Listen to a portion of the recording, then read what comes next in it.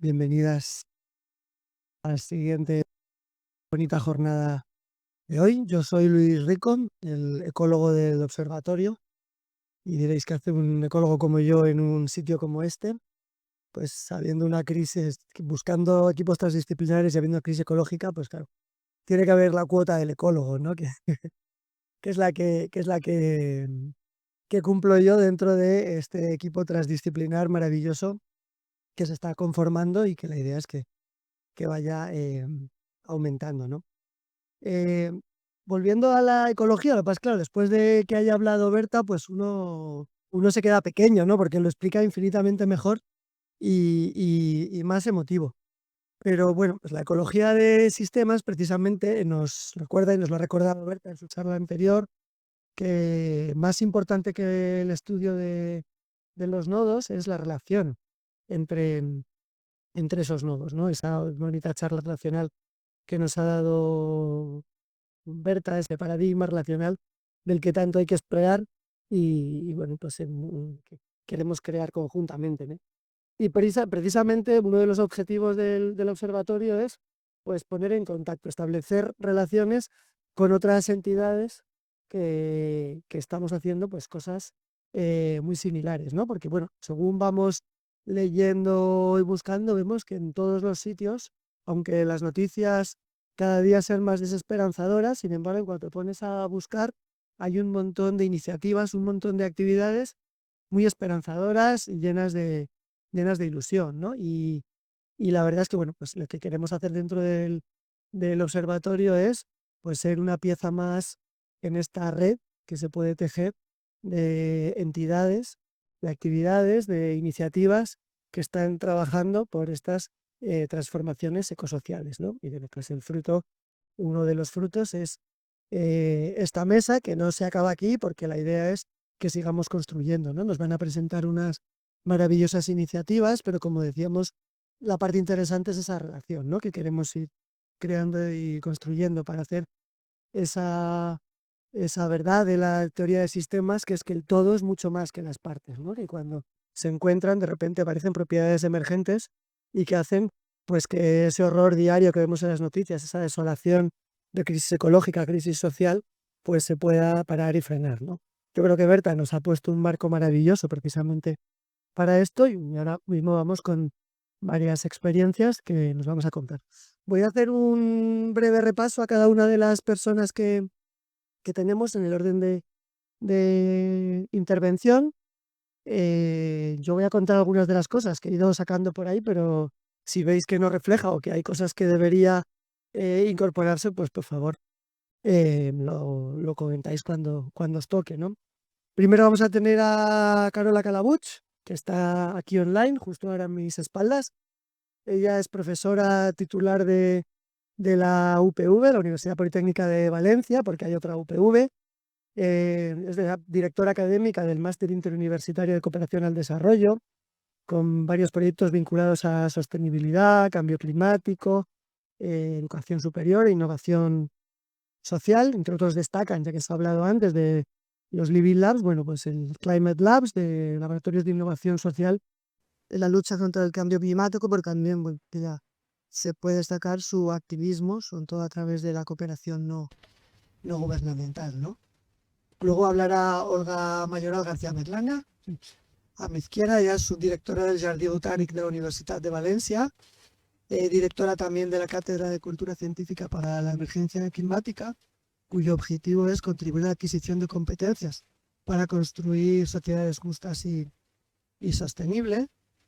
Aparte, ella investiga en flora rara amenazada y también en educación, ¿no? Y aparte he encontrado algo maravilloso en internet, que es un taller que no está en internet, pero sí que hay un resumen de botánica, de la brujería a la ciencia, el conocimiento botánico por parte de las mujeres, que creo que justo además llega muy bien con todo lo que nos ha cortado Berta, y hoy creo que no es lo que toca, pero estaría muy bien que algún día podamos tener ese conocimiento histórico a través de las mujeres y el conocimiento de las plantas, ¿no?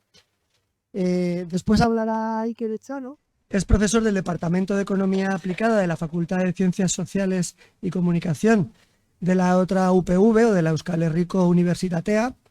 Tiene una investigación ligada a la economía ecológica y a la sostenibilidad, parte del grupo de investigación Ecopol, que trata las problemáticas socioambientales, pero además, como dejan claro en su web, con una vocación de transferencia social, que no se quede solo en la universidad, y aparte está en el Instituto EGOA, el Instituto de Estudios, Desarrollo y Cooperación Internacional, que bueno, tiene varias líneas de investigación interesantísimas.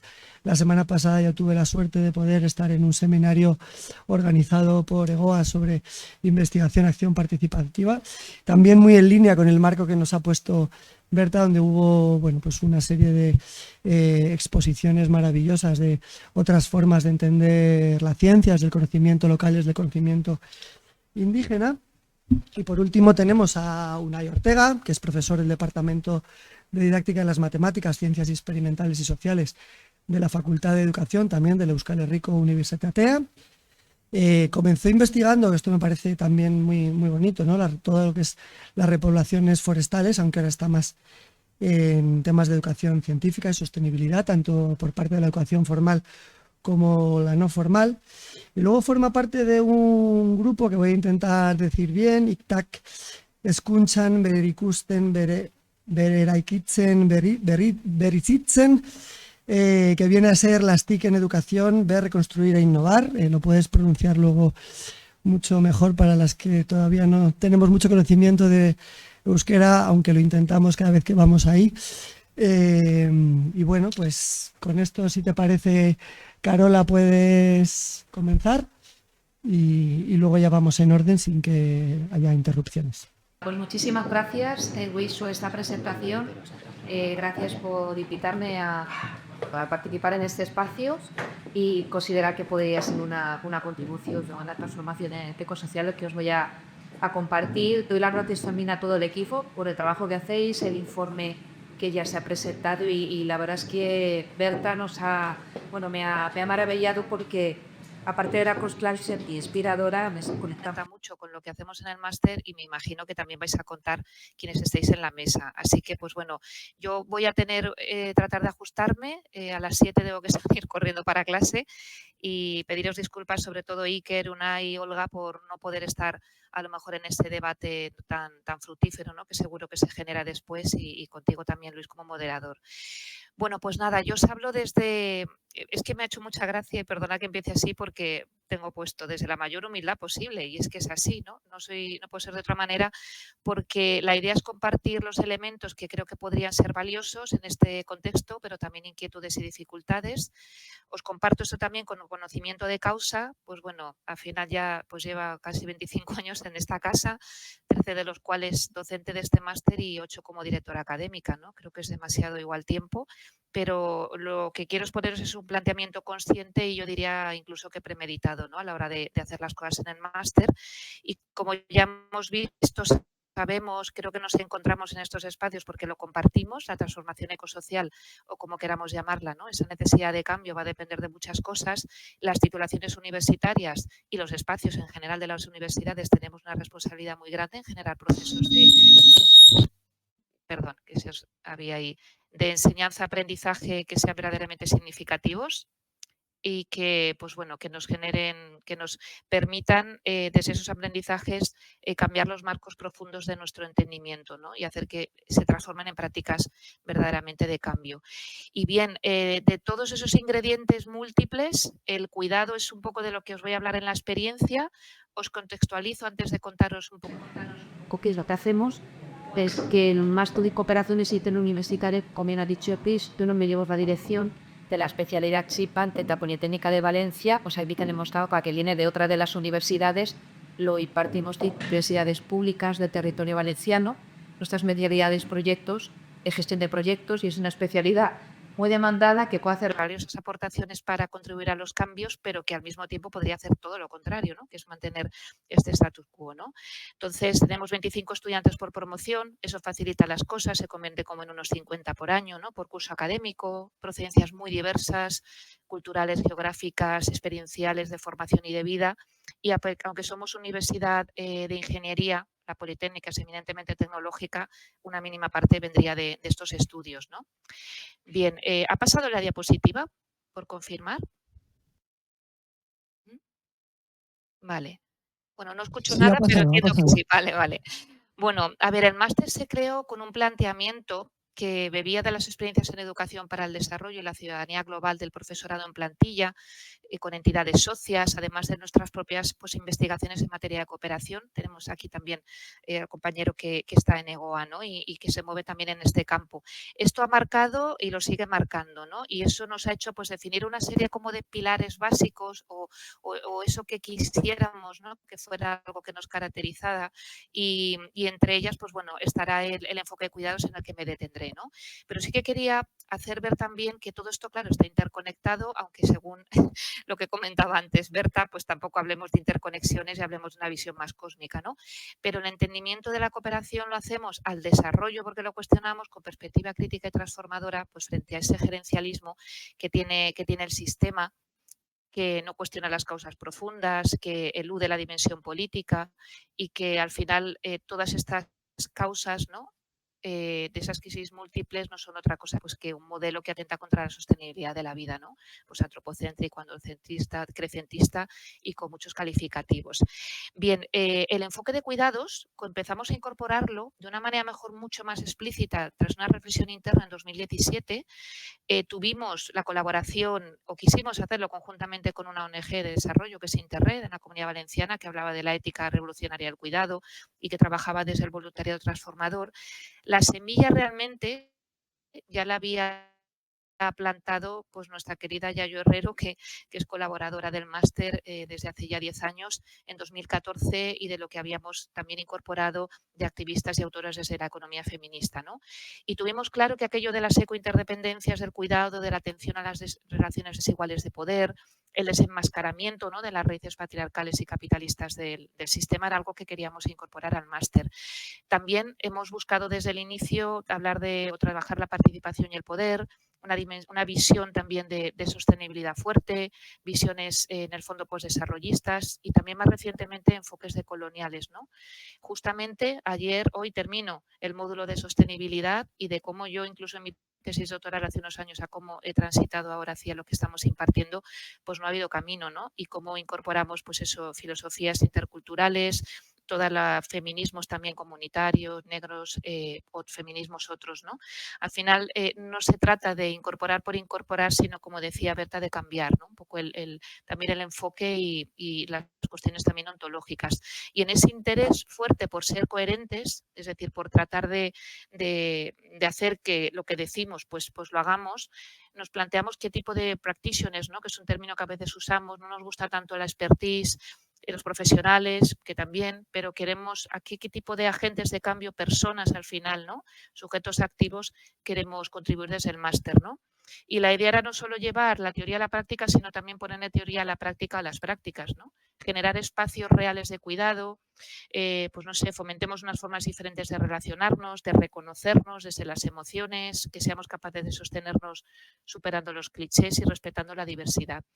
Y pues bueno, lo que nos ha motivado pues eso es contribuir como titulación a quienes emprenden esta aventura, que a veces la llamamos aventura, se reconfiguren o configuren en agentes de cambio, que por supuesto han de recibir unos conocimientos rigurosos y actualizados, que bueno, tienes que partir desde lo más clásico, quizá, y lo que legitima el sistema actual, hasta aquello más actual y emergente que lo reta y lo confronta, pero que eso no sea lo único, ¿no? Que desarrollen habilidades para la transformación y especialmente que cuiden las actitudes y los valores que sean contrarios precisamente a lo que nos encontramos, ¿no? Un individualismo que empobrece, competitividad exacerbada, éxito y progreso sin más y ausencia de respeto en general por la vida en su conjunto de otras especies, ¿no?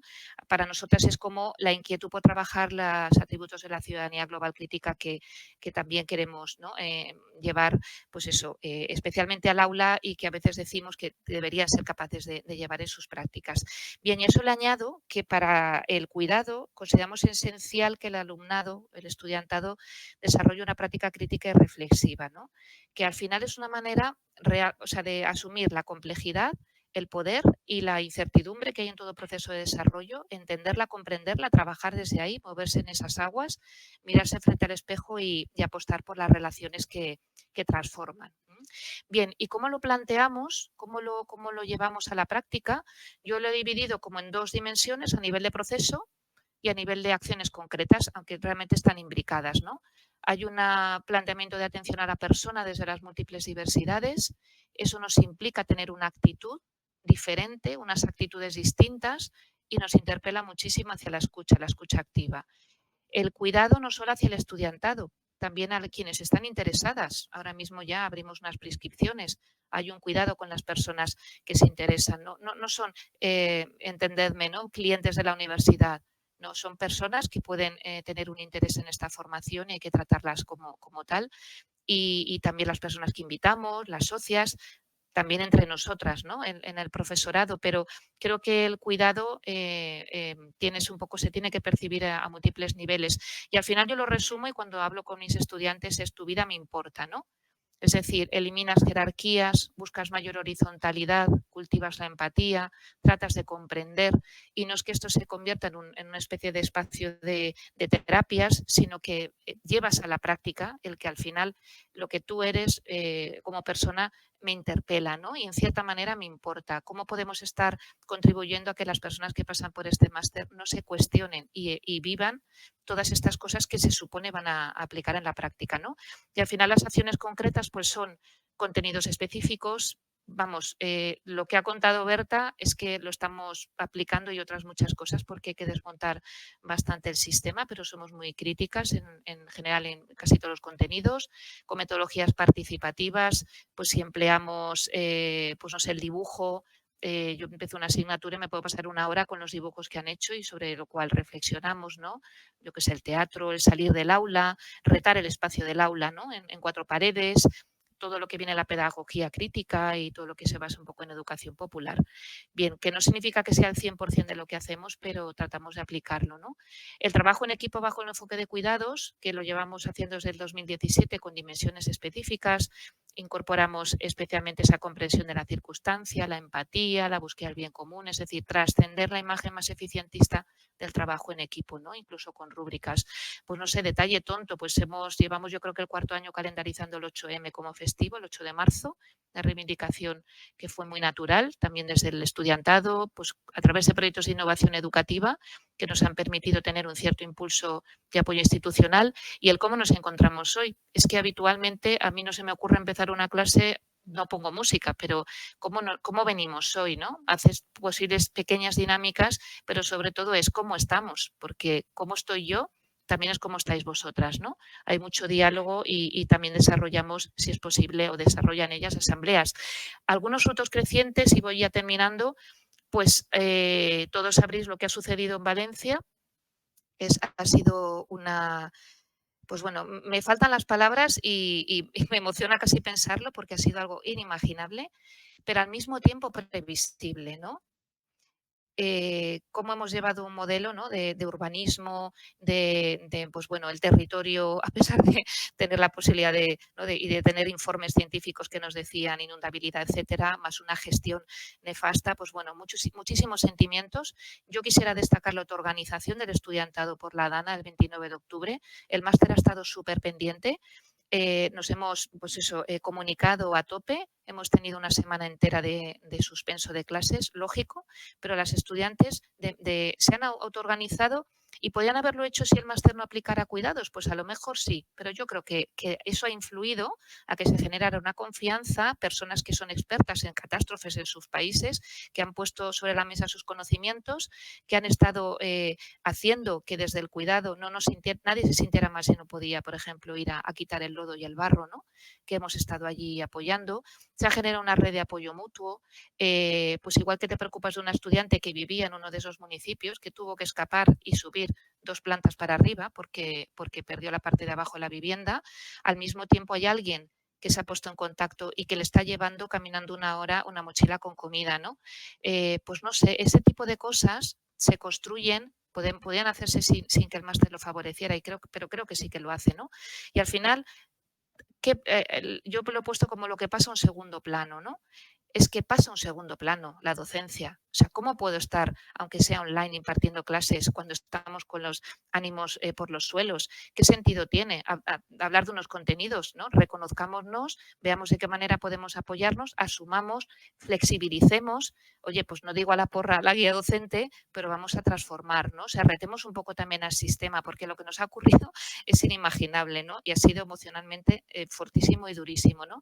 Y ahí te das cuenta de los múltiples impactos, como algo que podíamos estar, y lo conecto con lo último, fomentamos una autorreflexión crítica sobre lo ocurrido, hacemos la conexión local-global. ¿Qué decimos en el máster? Acción humanitaria, ayuda de emergencia, ¿qué nos ha ocurrido, no?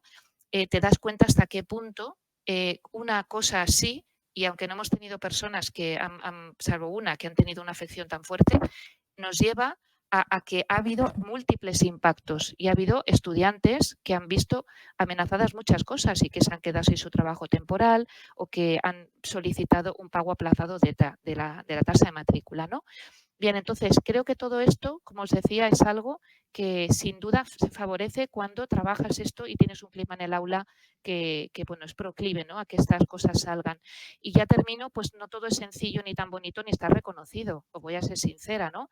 Diferentes marcos mentales en el profesorado, en nuestro propio equipo, en la institución. Creo que eso es lo que nos está ocurriendo a todos los niveles, ¿no?, en esta lucha por una transformación real. Hemos reflexionado varios compañeros, ¿no?, y especialmente con mi compañero Álvaro, sobre qué nos interpela todo esto de aplicar los feminismos y qué significaría, ¿no?, también esta labor del cuidado en este contexto. ¿Qué reconoce la universidad? Pues no me meto en eso porque ya lo hemos hablado antes, ¿no? Lo que la universidad reconoce, probablemente métricas, indicadores, y hay un trabajo invisible no traducible en métricas. Si es que he escrito esto antes de que hablara Berta y yo creo que coincidimos en lo mismo, ¿no? La implicación emocional, además, cuando las otras vidas te interpelan, pues hay que asumirla, ¿no? Y hay que ser consciente de lo que significa. Si te interpela una estudiante, que no significa que colegues, pero te importa su vida y de repente sabes lo que puede ocurrir, más allá de la relación académica, se genera algo que también te lo llevas a tu casa. Entonces, pues bueno, a veces hay una tensión interna con todo lo que vives. Os comento hacia el estudiantado porque es un poco como más está escenificando, ¿no?, el cuidado. Luego la tensión entre proceso y resultados productos, esto lleva tiempo, la educación es un proceso a largo plazo, la transformación también, y todo esto no lo podemos ver en el corto plazo, que a veces se nos piden evidencias, ¿no? Y que nos falta todavía más enfoques decoloniales de codependencia por potenciar, ¿no? Y yo termino con una pequeña actividad. Os leo dos definiciones. Hice el año pasado una actividad nueva, que era una especie como de, pues bueno, basándome en una experiencia chilena de proyecto diccionario, que resignificaran, que plantearan una interpretación distinta a conceptos vistos en el máster, ¿no?, que pudiéramos reconstruirlo desde otros valores. Y, por ejemplo, decían empatía, capacidad de verse, latir en la otra, ¿no? Compromiso, cadena que no necesita anillos. Respeto, ser responsable emocionalmente con un otro. Fue brutal, ¿no? Fue algo espectacular y creo que es algo posibilitado también por el clima de trabajo y de ambiente que teníamos, ¿no? Y ya termino quedándome con esta frase que utilizamos cuando se preparan a las prácticas, que me parece, vamos, totalmente esencial, ¿no? La gente olvidará lo que dijiste, olvidará lo que hiciste, pero nunca van a olvidar cómo les hiciste sentir. Y eso es lo que buscamos también en el estudiantado, que pasen por el máster con todo ese tipo de trabajo que hacemos al final entre todas y con mucho, mucho que mejorar y que hacer todavía por delante. Nada, muchas gracias. Me he comido 2 minutos, creo.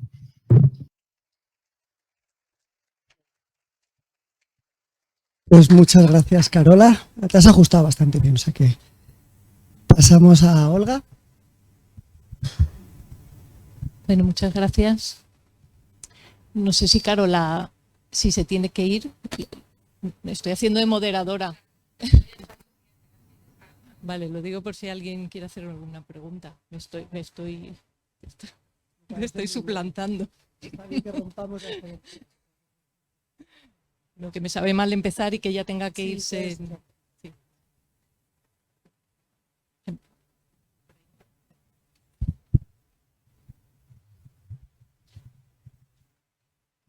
Solo una pregunta. Esta concepción de cuidados, ¿cómo la estáis extendiendo a la idea de los cuidados en relación a las entidades más que humanas. Es algo que hemos trabajado en el observatorio. Hemos leído, por ejemplo, a María Puig de la Vela Casa, ¿no? Y cómo coge los cuidados del ecofeminismo precisamente para llevarlo aquí y hablar de la misma reciprocidad, pero con las entidades más que humanas. Y luego una pregunta. En el máster Cooperación al Desarrollo, en esto de la audacia con los conceptos, igual que tú decías, o sea, ¿el nombre está en cuestión para el futuro? ¿Para el futuro? Sí. Bueno, pues a ver, con respecto a lo primero, no lo trabajamos todavía, todavía pendientes que tenemos.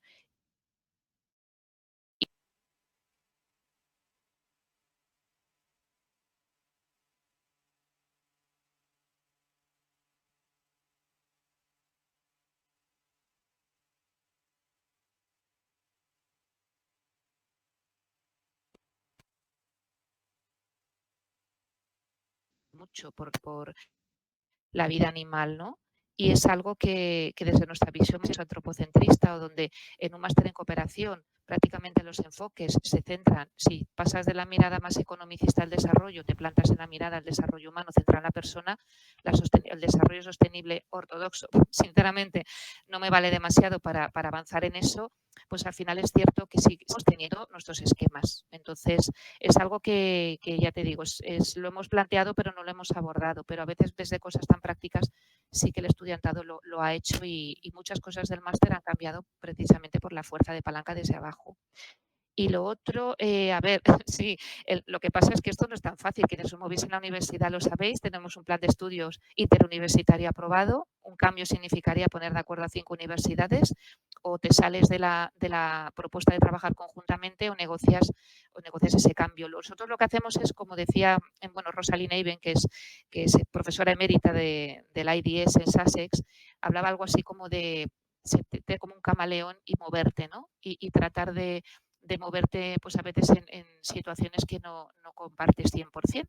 Y aquí lo que hacemos es, planteamos la enmienda a la mayor en cuanto a la noción del desarrollo, que acabamos llamándolo cooperación al desarrollo, o cooperación para la transformación. Tengo ahí a Nacho, que también hace una propuesta de cooperación transformadora. El nombre lo tenemos, cuestionamos las etiquetas, el propio constructo de cooperación y de desarrollo, y así nos estamos manejando. No creo que cambie. Y luego, a ver, hay otra cuestión y ya termino. En otros lugares, hablar de cooperación al desarrollo significa entender a qué se refiere la cosa, ¿no? Si ahora le cambias el nombre, igual no sé si alguien lo entendería, y entonces así un poco engañas, porque cuando trabajas con las personas que vienen al máster y de repente ven el sistema como es y planteas, es posible, es necesario cambiarlo, pero también tenemos alternativas para cambiarlo, pues bueno, nos entraron con una mirada y han salido con otra. Si se hubiera llamado de otra manera, no sé si los hubiéramos tenido en este barco y hubiéramos aprendido tanto de esas personas, ¿no? Que nos muestran visiones distintas. Pero has dado en el clavo, ¿eh? Totalmente. ¿Más cuestiones para Carola?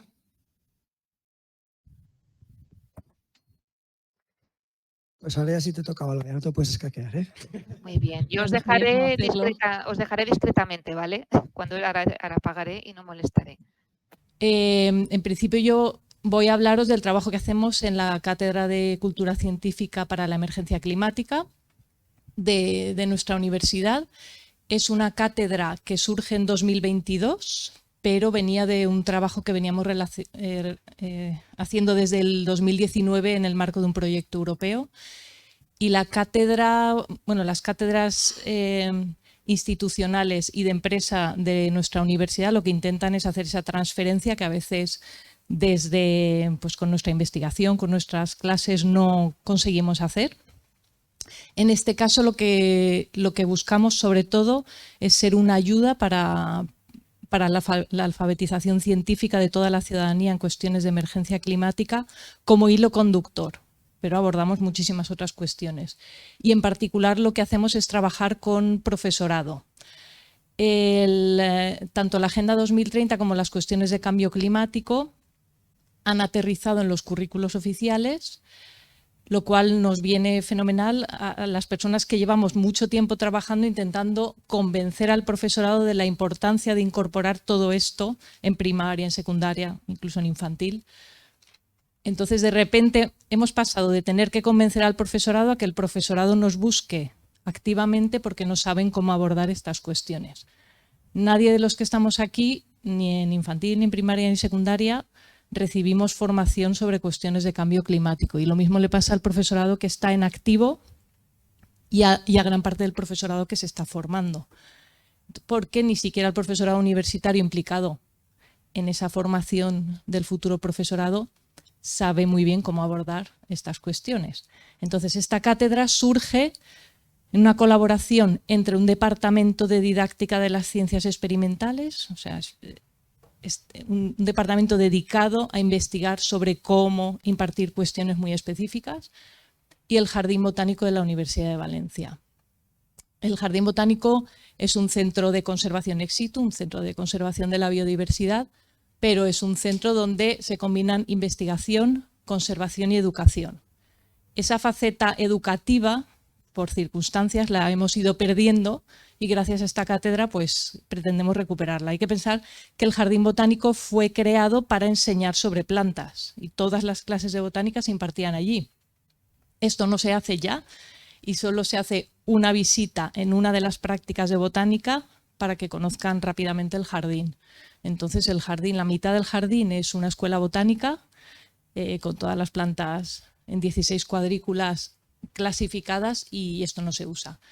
Ahora lo estamos utilizando mucho en la cátedra para la formación de la ciudadanía, del profesorado, etc. Entonces, esta colaboración ha permitido que botánicos empiecen a trabajar con profesorado de infantil, de primaria, de secundaria, profesorado de nuestra propia universidad. Entonces, bueno, es incipiente, llevamos poco tiempo, pero la verdad es que todo lo que está surgiendo está funcionando muy bien. Es importante que sepamos qué es lo que puede aportar un departamento de didáctica de las ciencias. Y aquí voy a hacer una visión express. Tengo aquí algún colega de didácticas específicas. En realidad lo que nos dedicamos nosotros es a abordar aquellas cuestiones que el profesorado aquí tenemos profesorado de muchos ámbitos, pero seguro que podríais hacer un listado de problemáticas de aprendizaje de vuestras materias, ¿no? Donde el alumnado se engancha siempre, donde el profesor de piano sabe que siempre que enseña escalas el alumnado tiende a engancharse en ciertas cuestiones, hace cosas mal, el que enseña inglés también. Entonces cada disciplina tiene una serie de cuestiones específicas con las que el profesorado siempre se está enfrentando y se genera una comunidad colaborativa de profesorado que está preocupada por esas cuestiones. Esas son las didácticas específicas. La didáctica de las ciencias experimentales pues ahora tiene un pequeño hueco que dedica a la educación para la sostenibilidad y las cuestiones de cambio climático. Entonces, somos una comunidad de personas que nos dedicamos a tratar de alfabetizar científicamente a la ciudadanía en cuestiones de cambio climático y nos enfrentamos a una serie de problemas. Todo esto, todo este pool de artículos, todo lo que nos enseña esa comunidad científica, pues es lo que intentamos poner en práctica desde la cátedra. La cátedra, y esto me gusta porque enlaza también con lo que ha dicho Berta, desde la universidad muchas veces vamos e impartimos charlas en los centros educativos, damos un taller, pero son cuestiones muy puntuales. Y nosotros vemos que eso en realidad no tiene calado. O sea, siempre intentamos hacerlo lo mejor posible, entonces le hemos dado un poco la vuelta y lo que hacemos es un trabajo colaborativo con el profesorado a lo largo de al menos un curso académico. De manera que nosotros hablamos con el centro educativo, a veces la entrada es a través del profesorado asociado, que son la ventaja que tenemos nosotros en un departamento de didáctica es que hay profesorado asociado que es docente en centros educativos, entonces tenemos una entrada fácil. Digamos que así es como empezamos, pero luego ya nos llaman de muchos más centros. Entonces a veces entramos a través de un docente en particular, a veces entramos porque nos llama el centro educativo y trabajamos con todo el claustro. Entonces inicialmente entrábamos a través del profesorado de ciencias, pero hemos ido ampliando y aparte pensamos que estas cuestiones no se pueden abordar solo desde las ciencias y de hecho nos hemos enriquecido mucho con profesorado de filosofía, de muchos ámbitos. Entonces la idea es trabajar con ellos, decir, bueno, ¿qué es lo que estáis haciendo? ¿Cuáles son vuestras inquietudes? Y ofrecer una hoja de ruta con una serie de sesiones que nosotros consideramos esenciales para su formación y luego establecemos reuniones para ver qué cuestiones podemos implementar en el aula. Nosotros, ellos, de manera conjunta, y se diseñan cada centro educativo de una manera diferente. De manera que todo ese recorrido se hace de la mano con ellos y lo hacemos en un proceso de investigación-acción. Nosotros, ya que venimos de la academia y sabemos cómo investigar ese proceso, pues vamos viendo, vamos extrayendo resultados. Ahora se acaba de defender una tesis, tenemos TFGs. Entonces esto enriquece el proceso, ayudamos a que el profesorado sepa que el profesorado tiene que ser también investigador de su propio proceso de enseñanza. Entonces les hacemos partícipes y en ese camino nosotros aprendemos pues, que a través de las disertaciones filosóficas podemos abordar el cambio climático, cosa que una bióloga como yo, una botánica, pues no me habría nacido, ¿no? Entonces trabajamos con el profesorado de inglés para que artículos de divulgación científica en inglés pues pueda ser la temática que empleen para abordar el cambio climático. Entonces todo este proceso es muy enriquecedor, a nosotros nos ha enseñado a aprender mucho, pero también nos ha enseñado que trabajamos una escala que nos permite hacer muy poco. Entonces ahora estamos en un proceso de vamos a dedicarnos mucho más solo a la formación del profesorado, porque si estamos continuamente yendo a las aulas, pues los recursos humanos de las cátedras son muy limitados y los que somos docentes en la universidad, en nuestro caso tenemos una persona contratada y luego estoy yo y colaboradores. Entonces, bueno, vamos a ir específicamente mucho más a formar al profesorado en los centros educativos, en los claustros. Entonces, digamos, bueno, eso sería uno de los pilares, el trabajo colaborativo con centros educativos de cualquier nivel académico, y también estamos trabajando con gente adulta. Todas las universidades, yo creo que aquí también lo tendréis, tienen, nosotros lo llamamos la Naugran, Unisocietat, o sea, también ofrecemos cursos de formación para la ciudadanía. Normalmente en nuestro caso era para mayores de 60, luego bajó a 55, ahora 50. Entonces, bueno, estamos trabajando mucho con población adulta interesada en diferentes temáticas, que también está interesada por el cambio climático. Entonces intentamos abordar desde profesorado infantil hasta profesorado universitario, que es lo que más nos cuesta formar a nuestros compañeros, pero también trabajamos con formación a la ciudadanía.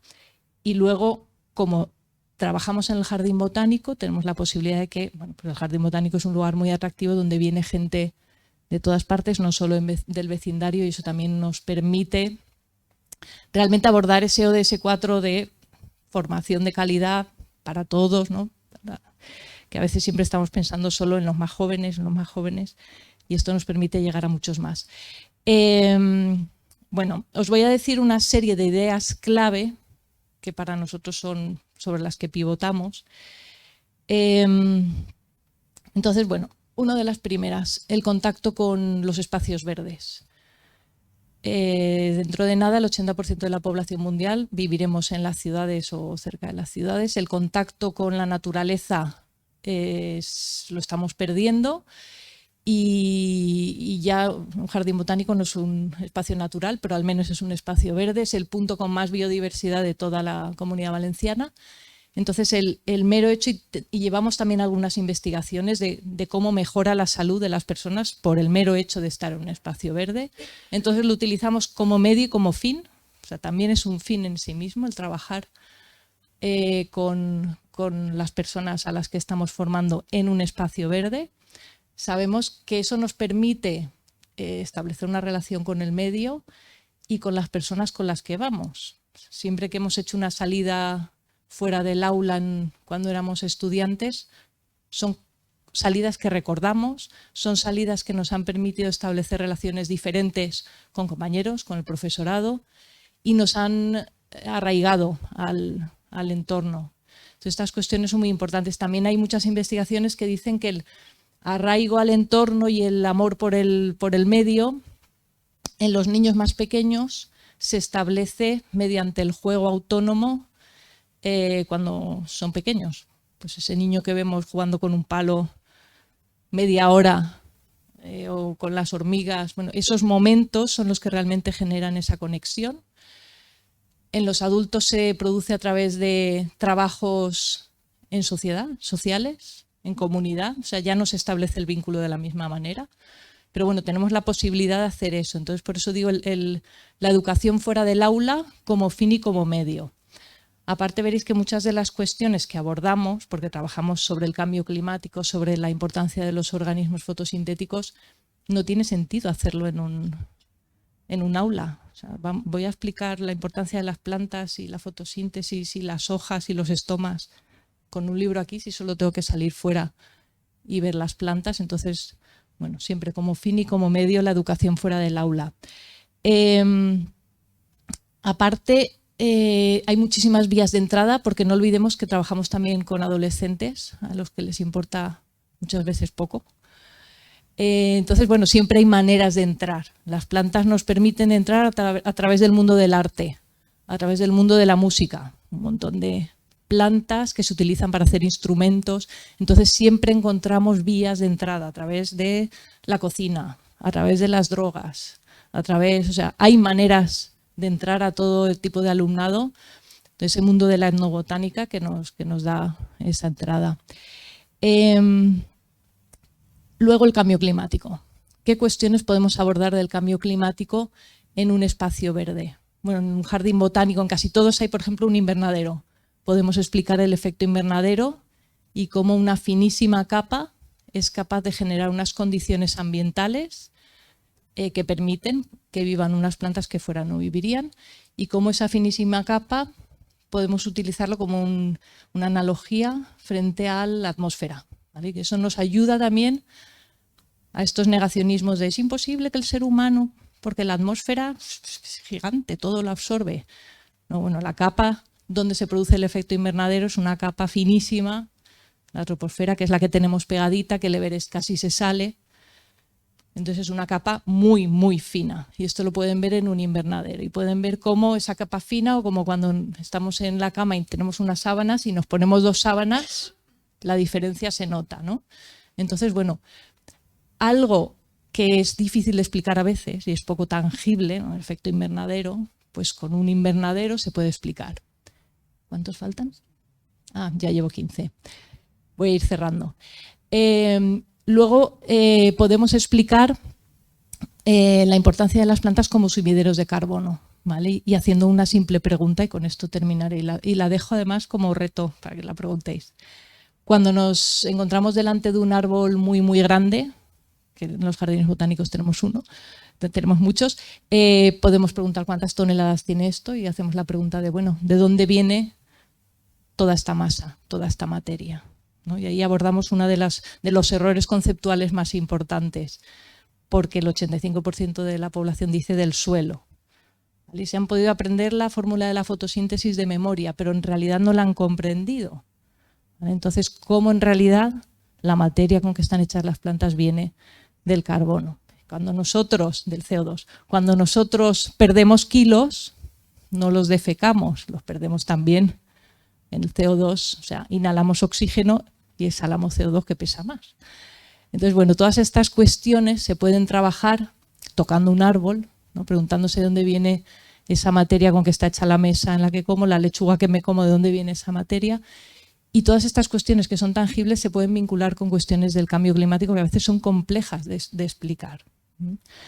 Entonces, bueno, todas estas cuestiones al final nos permiten abordar con el hilo conductor del cambio climático también muchísimas otras cuestiones de sostenibilidad.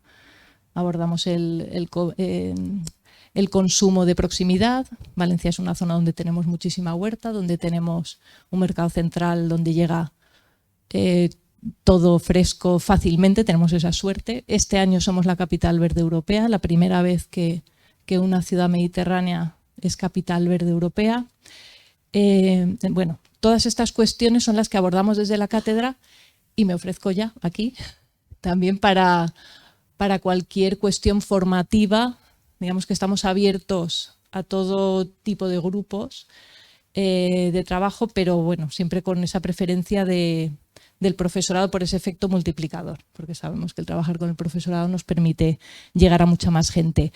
Una última cosa antes de cerrar, porque yo creo que una de las cuestiones por las que me habéis invitado a mí y a mi compañero Fernando es porque formamos parte de la red de cátedras universitarias de sostenibilidad, que lleva funcionando no llega a 2 años, surgió de la Universidad de Oviedo el que todas las cátedras que trabajamos en cuestiones de sostenibilidad pues juntásemos nuestros esfuerzos, y digamos que tenemos 3 áreas de trabajo y una de ellas es la del cambio climático. Entonces, bueno, en ese sentido no sé aquí cuánta gente hay de cátedras, pero estamos muy abiertos a colaboraciones. Y gracias por dejarme un poquito más.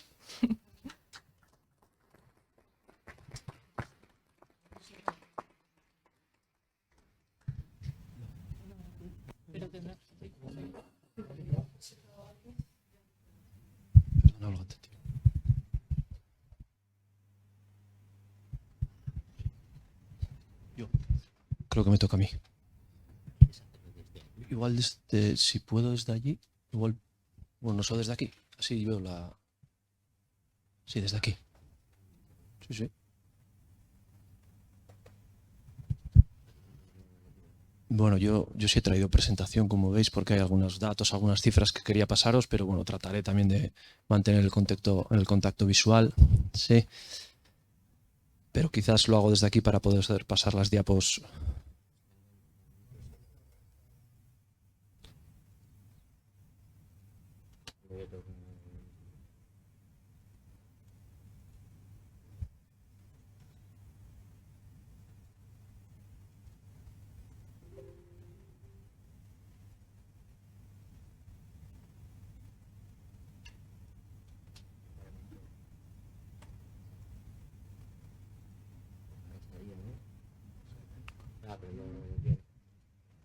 Ahí está, qué bien, gracias.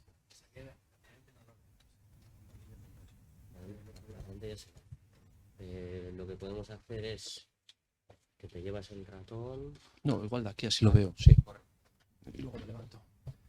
Vale, bueno, pues buenas tardes a Rachel León. Bueno, lo primero de todo, pues agradeceros la invitación, ¿vale? Sobre todo a Nacho, que ya conocía desde hace tiempo y ha sido quien nos ha contactado, y también en especial también a Luis por el contacto que hemos tenido estos días. Mi nombre es Iker Echano, ya lo conocéis, y vengo a hablaros del proyecto EH Astarna, que sería el acrónimo de Euskal Herriko Unibertsitatea, como ya se ha dicho, y la palabra Astarna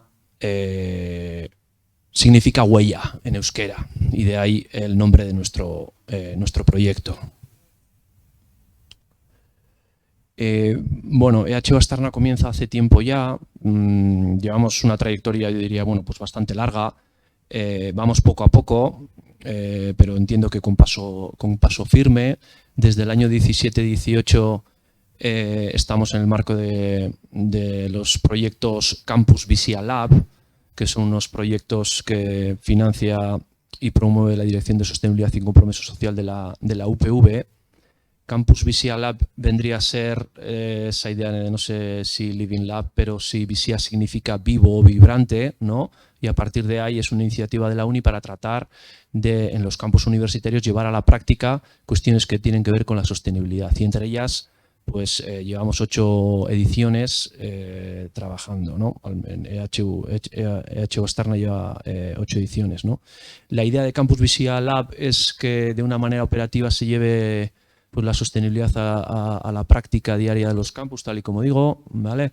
Hablan de, o quieren, el enfoque transdisciplinar viene por el proceso colaborativo entre profesorado, personal de administración y estudiantes, y luego la idea de que el estudiantado pueda elaborar sus TFGs o TFMs en los proyectos en cuestión, ¿no? El coordinador del proyecto es Gorka Bueno, que es de ingeniería, no ha podido venir. Somos un equipo multidisciplinar. Suelo poner que multi, pero intentamos trabajar interdisciplinarmente o, en la medida de lo posible, transdisciplinarmente, ¿vale? A lo largo de los años ha pasado mucha gente, pero tenemos un grupo, digamos, de unas 8, 10, 12 personas que nos mantenemos más o menos estables, entre ellas también personal de administración de servicios, y el alumnado, el estudiantado, pues ha ido pasando, y algunos de los componentes del PDI también. Tenemos una distribución geográfica en diferentes facultades, en los 3 campus de la Universidad del País Vasco, pero básicamente pertenecemos a las áreas de ingeniería y de economía. El objetivo del proyecto desde un inicio ha sido el cálculo de la huella ambiental y social de la Universidad del País Vasco. y lo hemos ido haciendo de manera escalonada, ¿vale? Las convocatorias del Campus Visia Lab son anuales, hemos conseguido financiación, aunque sea, yo diría que limitada en todos los años, y se renueva año a año o se presenta nuevo proyecto, ¿no? En un primer periodo que fue de 3 años, pues tuvimos que inventariar todos los flujos que queríamos tener en cuenta, trabajo de inventario bastante arduo, las precisiones metodológicas, unas primeras estimaciones y luego el trabajo que hacemos de difusión, como podría ser este foro o algunos otros seminarios o congresos, etcétera, etcétera, ¿no? En un segundo bloque, que también fue de 3 años, pues ya obtuvimos las primeras estimaciones, precisiones metodológicas y la cuestión de la difusión, y ahora estamos embarcados en el proyecto EHU Astana 2024, en el que estamos tratando de ampliar el inventario de los flujos, ahora entraremos en ello, incorporar nuevos ítems y nuevas estimaciones actualizadas. Sin embargo, yo creo que ulteriormente, más allá del cálculo, cuando nos embarcamos en esto, la idea, bueno, pues que teníamos era, bueno, empezaremos a estimar cuál es nuestra huella ambiental, pero el objetivo último pues debería de ser reducirla, ¿no? Ahí ya quizás nos encontremos con barreras, vamos a denominar, de implementación o barreras institucionales, ¿no? En este periodo, bueno, pues en esta trayectoria, bueno, pues diferentes jornadas, seminarios, ¿vale? TFGs, TFMs, elaboración de una hoja de cálculo y de su manual y vinculación con otro tipo de proyectos que es el que luego explicará Unai, ¿no? Y pues una serie también de participación en congresos y de artículos de impacto, ¿vale? Donde viene explicado toda la metodología y demás.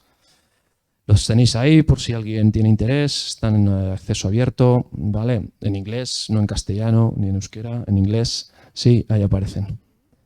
Vale, vamos al turrón. Digamos que la Universidad del País Vasco está en los 3 campuses, que son los 3 territorios históricos de la Comunidad Autónoma del País Vasco, con facultades en diferentes lugares. En Vizcaya tenemos en Bilbao, ¿vale? Tenemos en Leioa, donde está el rectorado y el campus más grande, donde me ubico yo, donde se ubica Unai. Tendríamos en Portugalete también, en Eibar, en San Sebastián, que es el campus de Ibaieta, y en Gasteiz, en Vitoria, ¿no?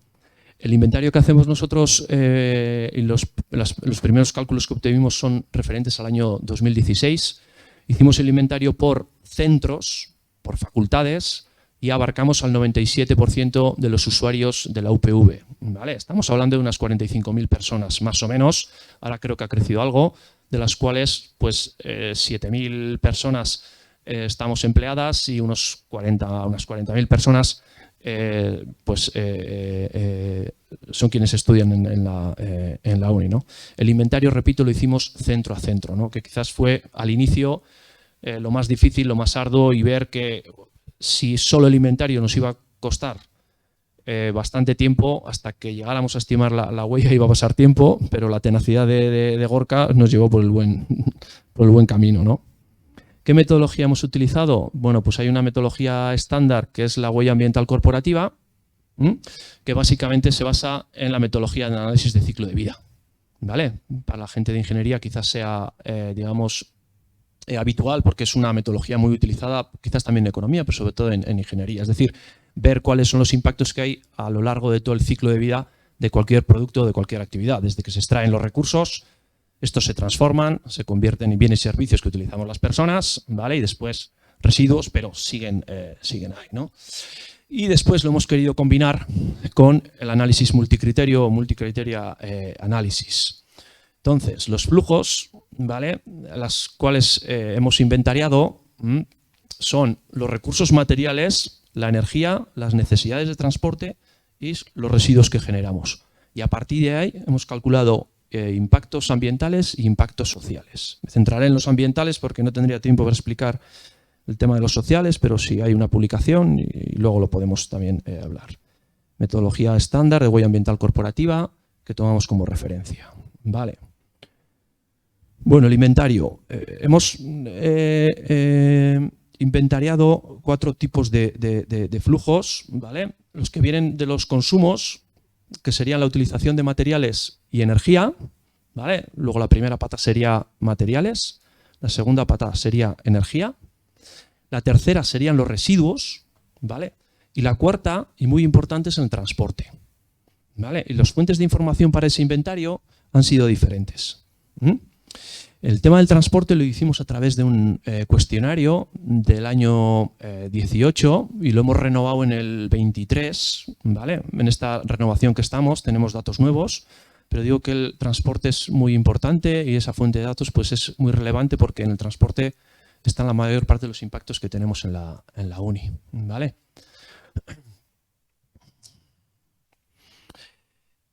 Tendríamos, ahí está, por localizaciones, no por facultades, pero los inventarios son por facultades. Y repito, alcanzamos el 97% de los usuarios de la universidad. Nos quedaba alguna facultad, alguna instalación de la uni pequeña y algo de población se nos quedaba fuera.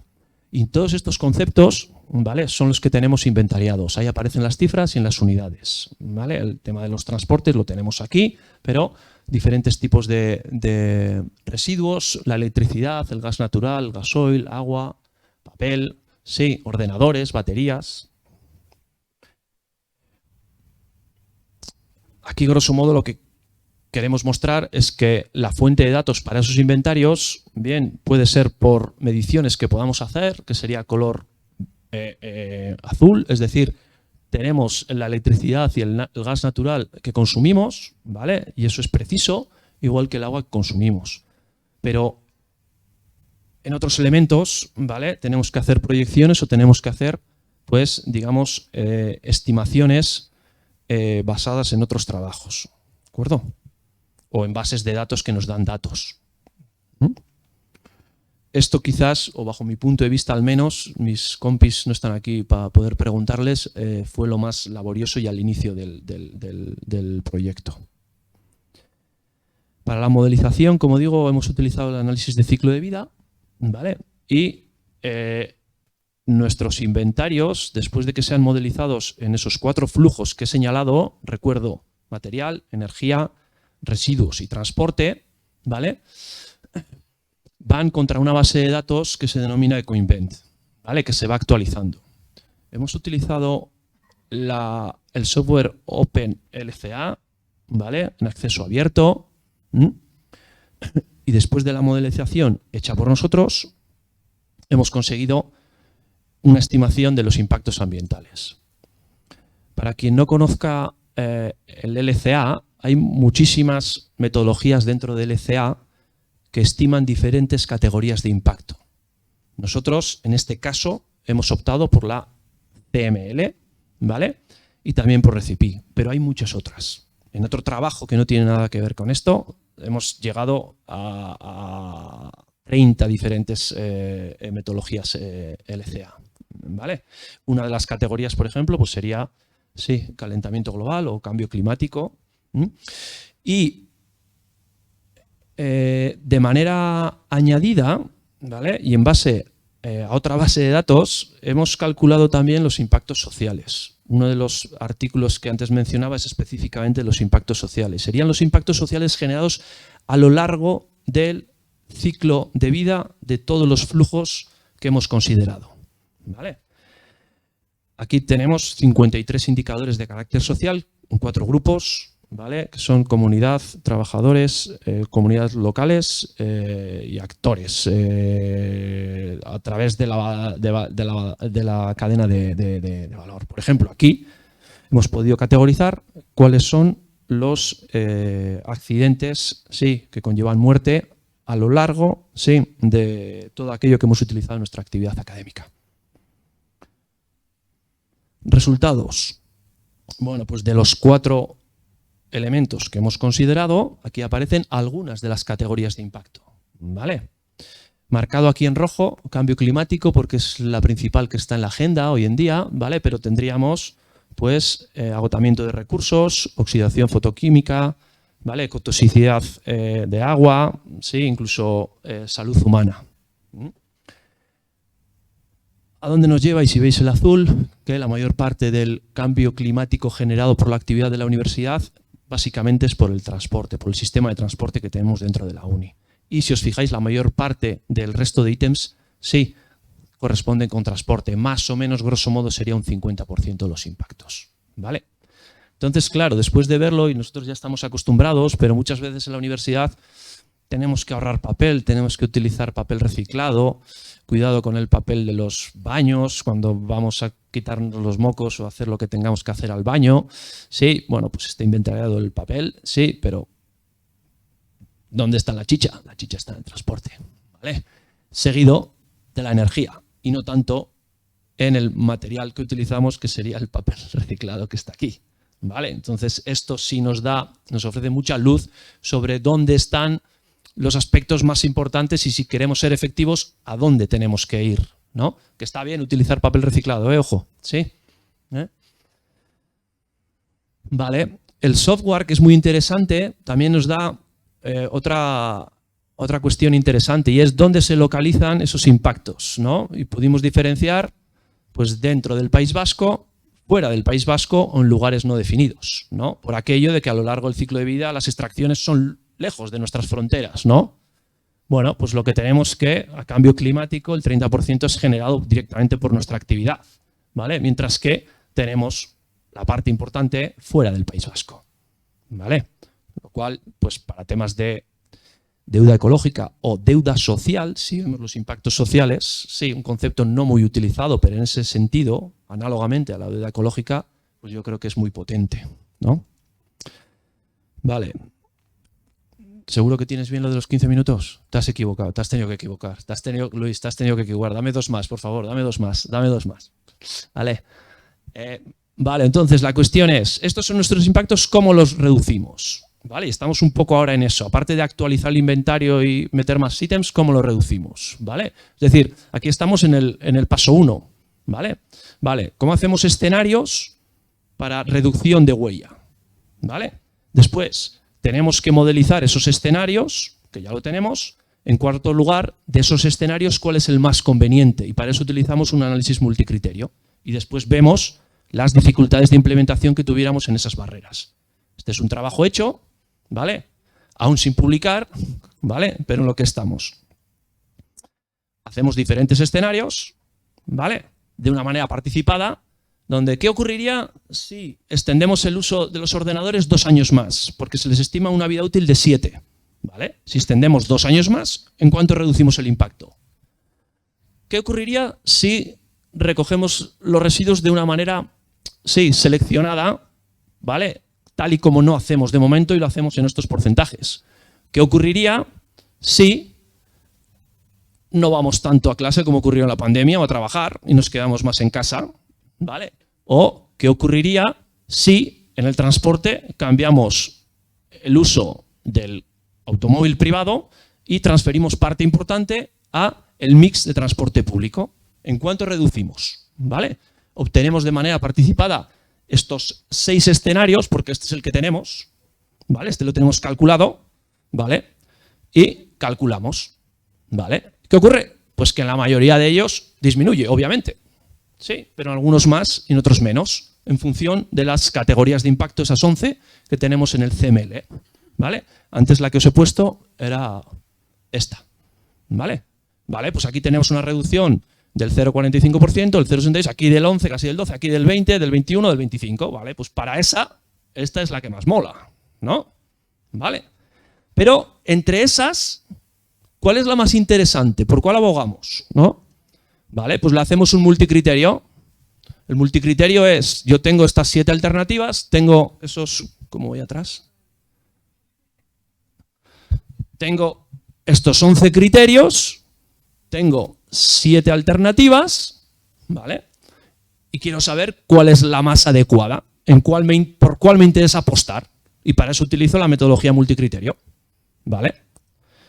Y me da cierto resultado en un ranking, ¿vale?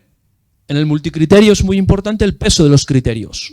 Es parecido a lo de los indicadores, que habéis decidido que de los de 470, de las 3 dimensiones tienen que tener más o menos el mismo peso. Ya, eso es, vale. No todos los indicadores es lo mismo, pero ahí ya estamos categorizando. Esto es similar, ¿no? Entonces decimos, vale, si todos tienen el mismo peso, la más interesante es el blended learning, ¿vale? Transporte. Y si damos diferentes pesos, ocurre lo mismo. Luego está claro que en la Universidad del País Vasco tenemos que cambiar los modos de transporte, porque la primera lo que supone es quedarse en casa y no coger el coche ni el autobús, ¿vale? Y lo que también sabemos es algo evidente, y es que tenemos que salir del status quo, obvio. Es decir, las otras eran reduccionistas y esta no la es. ¿De acuerdo? Luego, son resultados consistentes, ¿no? Después la cuestión es cómo llevamos esto a la práctica. Y también hemos hecho un análisis de las barreras a la implementación, porque cada una de ellas hemos identificado barreras personales, internas y externas, así como costes. ¿Vale? Porque, por ejemplo, la de Head Pumps o la de RE, pues supone bastante coste, a diferencia de otras que no tienen tanto coste. ¿Vale? Entonces, bueno, pues el tema de las barreras a la implementación. Y con esto acabo. Sí. Ahora lo que nos queda es ampliar inventario, meter más ítems. Hemos metido alimentación, sería la quinta. ¿Vale? Aparte de transporte, materiales, energía, alimentación, que nos quedaba. ¿Vale? Y pues en el proyecto, pues a ver si enganchamos a más estudiantado. ¿Vale? Si nos retroalimentamos con otros proyectos similares. Y de carácter institucional, pues a ver si convencemos a la universidad para que vayamos implementando algunos de esos escenarios o barreras que nos lleven a estos escenarios que son reduccionistas. Tenemos nuevo equipo rectoral, tendremos, pues quizás ahora hay más oportunidades, no lo sé. ¿Vale? Siento haberme alargado, Luis.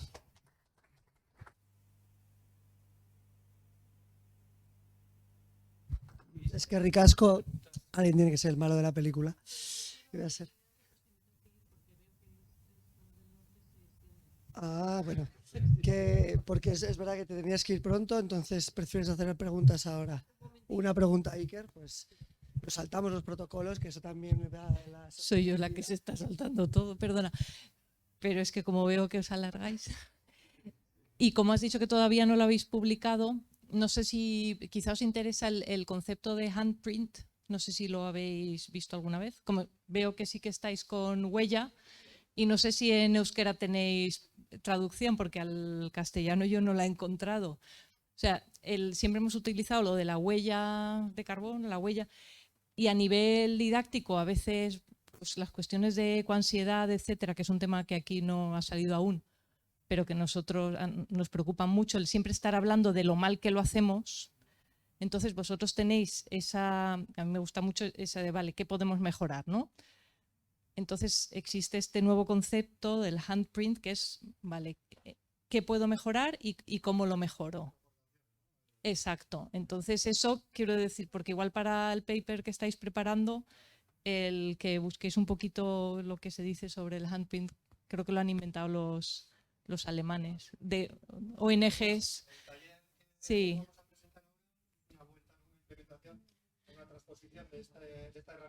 Y otra cosa. Vale. Es que si no, luego en la grabación.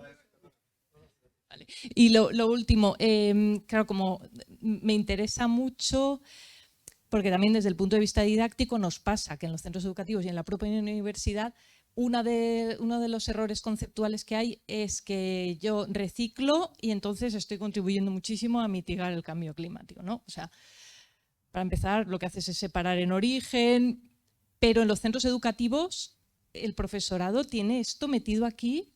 Entonces, estos datos yo creo que a nivel didáctico que es súper importante, que supongo que está entrando a las aulas, se está explicando.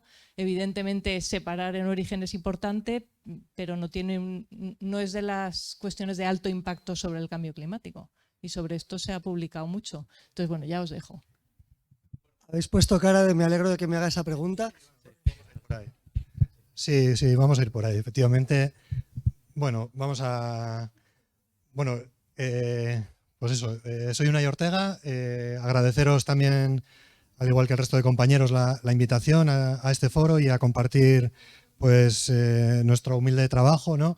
Y bueno, yo vengo a presentaros pues una aproximación, ¿no? Una transposición de llevar esto que nos ha presentado Iker del cálculo de la huella ambiental, llevarlo al aula, ¿no? de educación superior en diferentes titulaciones, ¿no? Entonces, si el proyecto que ha presentado Iker es EHU Astana, este es Astana de huella con la I al cubo y el más, porque bueno, pues es la segunda la segunda vuelta de este proyecto de innovación educativa, ¿no?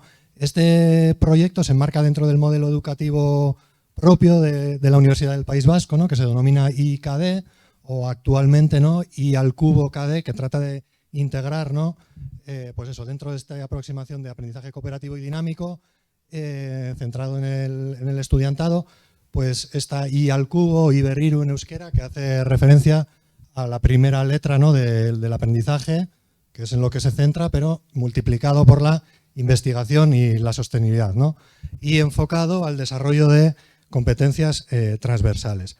Entonces, del proyecto que ha presentado Iker, ¿no?, de los múltiples productos, ¿no?, y publicaciones y demás que han trabajado, pues hay dos producciones, ¿no?, de las que nos hemos servido para eso mismo, para llevar esto al aula, ¿no? Y son, por un lado, la herramienta del cálculo de huella ambiental, que es una hoja, bueno, un libro de Excel, ¿no?, que integra todo el cálculo ese, ¿no?, que os ha presentado Iker de una manera sencilla, muy intuitiva y muy estructurada, como veremos, y luego un manual de uso para esta propia herramienta, ¿no?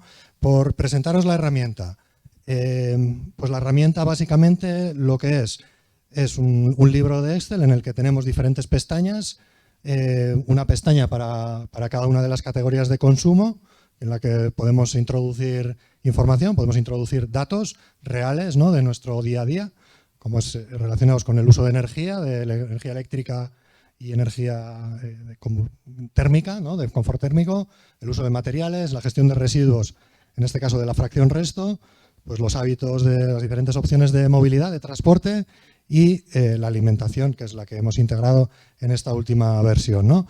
Entonces, estos datos, desde el análisis de ciclo de vida y la metodología propia, pues compara o contrasta esos datos con diferentes bases de datos y nos lo traduce en categorías de impacto ambiental, ¿no? Aquí tenemos pues las diferentes, que realmente son más, aquí hay 12, porque algunas, ¿no?, pues la toxicidad humana podemos diferenciarla en otras dos subcategorías, carcinogénica y no carcinogénica, o la eutrofización pues marina y de agua dulce, ¿no?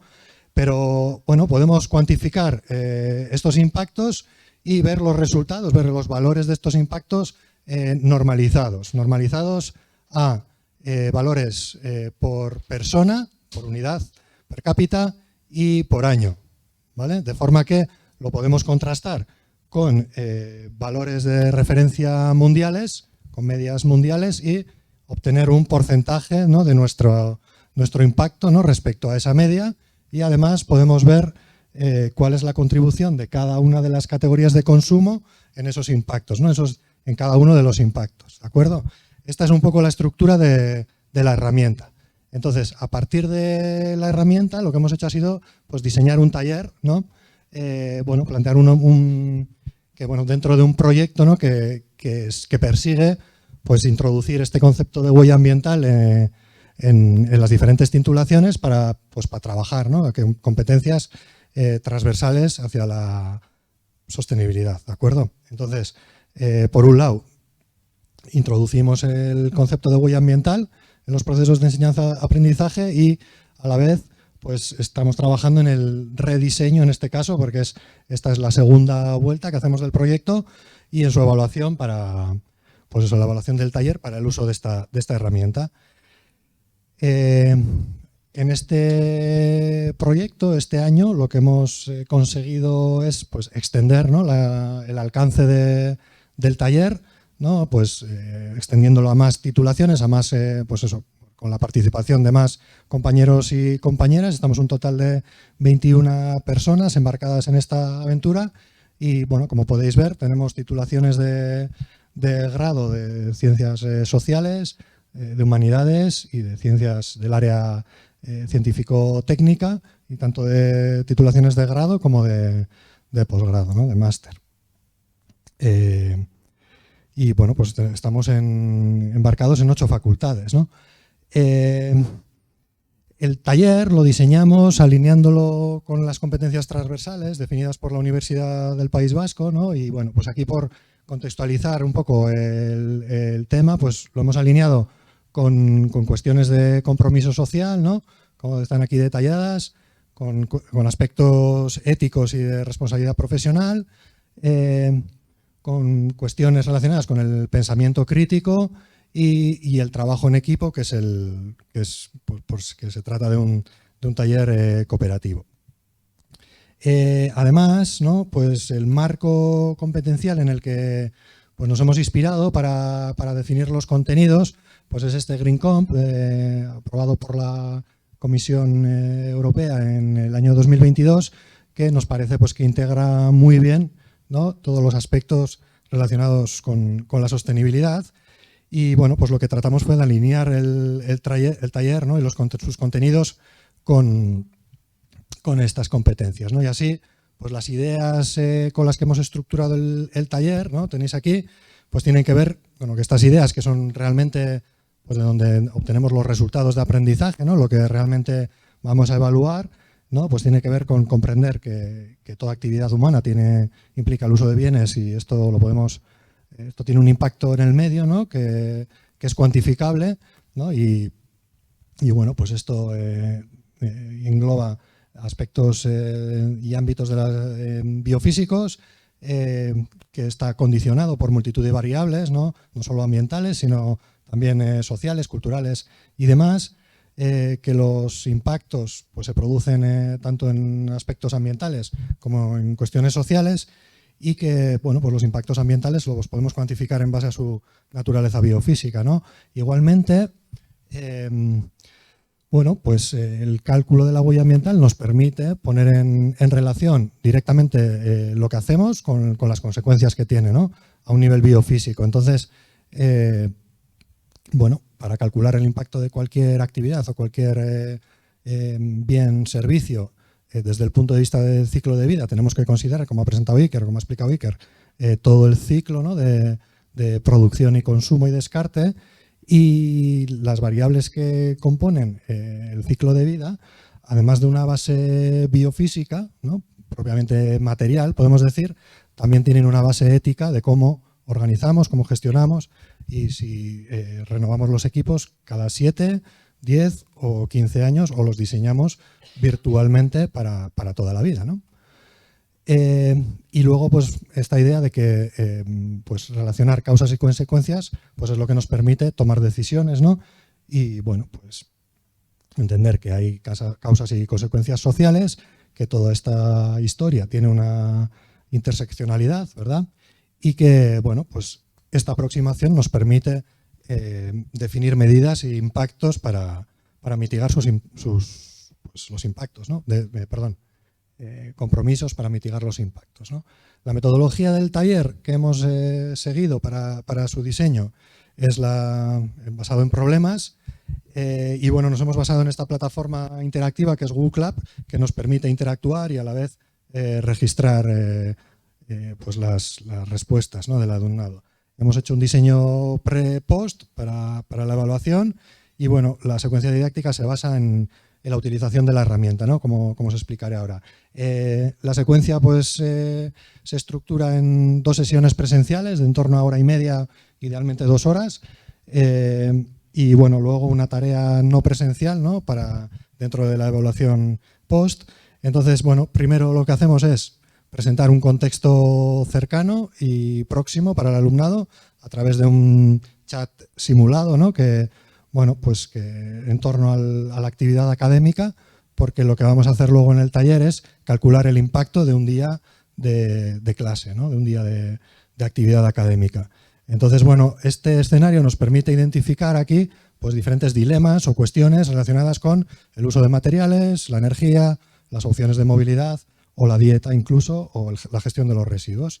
Y a partir de aquí, pues hacemos una dinámica de posicionamiento previo de qué impactos, ¿no? asociamos a pues, las diferentes cuestiones que están en juego, ¿vale? A continuación lo que hacemos es otra vuelta del posicionamiento respecto a unos ítems, unas afirmaciones que hemos diseñado para cada una de las áreas, en relación con la energía, con la movilidad, la alimentación y demás, ¿no?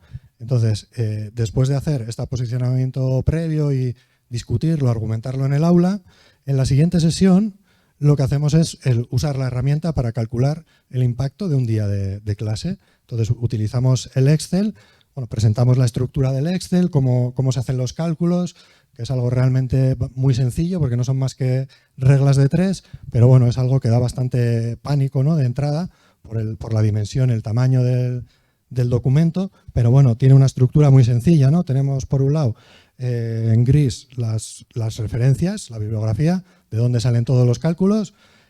Aquí tenemos las casillas amarillas, que es donde podemos meter los inputs, los valores, ¿no?, que cuántos kilómetros, qué cómo, o cuánta energía lumínica o gasoil utilizamos por unidades de superficie, y aquí tenemos los resultados de los impactos, que sería lo que luego vamos a ver en las hojas de resultados, ¿no?, donde vamos a ver, como os decía antes, pues, los valores normalizados respecto a la media mundial y la distribución de impactos, como presentaba Iker antes, distribución de las categorías, ¿no?, dentro de cada uno de los impactos, la distribución o el peso relativo de cada una de las categorías de consumo, ¿vale? Y tras hacer el cálculo, poner en común, hacemos la evaluación post de los mismos ítems que hemos hecho previamente, hacemos una valoración del taller y por último, pues hacemos un encargo de una tarea en la que recuperamos, pues, cuestiones que ya hemos tratado previamente, ¿no?, pero bueno, para ver en esa evaluación pre-post, pues qué cambios ha habido, ¿no?, en cuanto a los elementos que identificamos como condicionantes de la huella ambiental, su utilidad, ¿no?, y luego la identificación de retos, aspectos críticos y de propuestas concretas, y para acabar con una pequeña reflexión sobre, pues eso, sobre las implicaciones sociales y éticas de las cuestiones, ¿no?, que hemos tratado. Esto viene a ser un poco la estructura del taller, brevemente, y bueno, en la idea, ¿no?, bueno, a priori la idea principal de partida del taller es su evaluación, ¿no?, y su contraste, pero bueno, el taller en origen, ¿no?, nació de HU Astana con esta idea, ¿no?, de desarrollar recursos para el uso de la herramienta y su integración en titulaciones de educación superior de manera abierta y de acceso universal, ¿no? Entonces, en este sentido, esta experiencia y la estamos evaluando y ya estamos pensando, pues, en cómo desarrollar esto, pues no sé, en otro tipo de plataforma más amigable, sea a través de aplicación o de algún soporte web, ¿no?, para, bueno, pues para diseñar un curso online o algún tipo de recurso y guías didácticas, ¿no?, para orientar su adaptación y su utilización en educación superior, en otros contextos y en otras titulaciones. Y eso es todo, no tengo más que comentar. Es que arriesgo. Claramente hemos amedrentado al último ponente con el tiempo porque te han sobrado 3 minutos. Pues es que ricasco, gracias a las ponentes. La verdad es que ha sido un gusto. Y bueno, quería agradecer especialmente, que se me ha olvidado al principio, a Olga por venir, bueno, de Valencia en un momento complicado, aunque bueno, me alegro de que el salir de ahí haya venido bien, pero bueno, es otro de los lamentables y duras noticias que vemos en el día a día, ¿no? Y por eso pues yo creo que mesas como estas son inspiradoras. Yo he destacado aquí algunas palabras porque bueno, he visto sobre todo proyectos basados mucho en lo experiencial, en romper las barreras de las aulas, en generar aprendizaje significativo. Y en general me parece, bueno, que romper los paradigmas dominantes, ¿no?, que es un poco lo que hemos venido hablando a lo largo de toda la tarde. Y esto, bueno, pues tiene costes, ¿no? Yo creo que un coste, ya lo hemos hablado antes, bueno, pues como frente a lo que da prestigio o te ayuda a seguir la carrera universitaria, que esas publicaciones en inglés, y cómo ir rompiendo esas barreras. Yo cada vez que os veía a vosotros veo la cantidad de tiempo, ¿no?, y el desafío al currículum, la cantidad de tiempo que requieren todas estas metodologías, que al final es un desafío al poder. Pero precisamente, que en esto quería ver, además teniendo personas de diferentes realidades, ¿no? De Euskal Herria, del País Valencià, bueno, pues en un momento, ¿no? El que, como hemos hablado también, hay cierto retardismo, ¿no? Un mayor cuestionamiento de estos paradigmas que en su día eran pues, innovadores, de los temas ambientales, ¿no? Del feminismo. ¿Cómo lo estáis experimentando desde vuestras realidades y si esto os supone algún tipo de adaptación, ¿no? De repente una mayor confrontación hacia temas ambientales que parece que hace 10 años no sé si estaban más integrados o la gente no se atrevía a romper, a criticarlos, pero ahora, bueno, pues hay una crítica abierta, ¿no?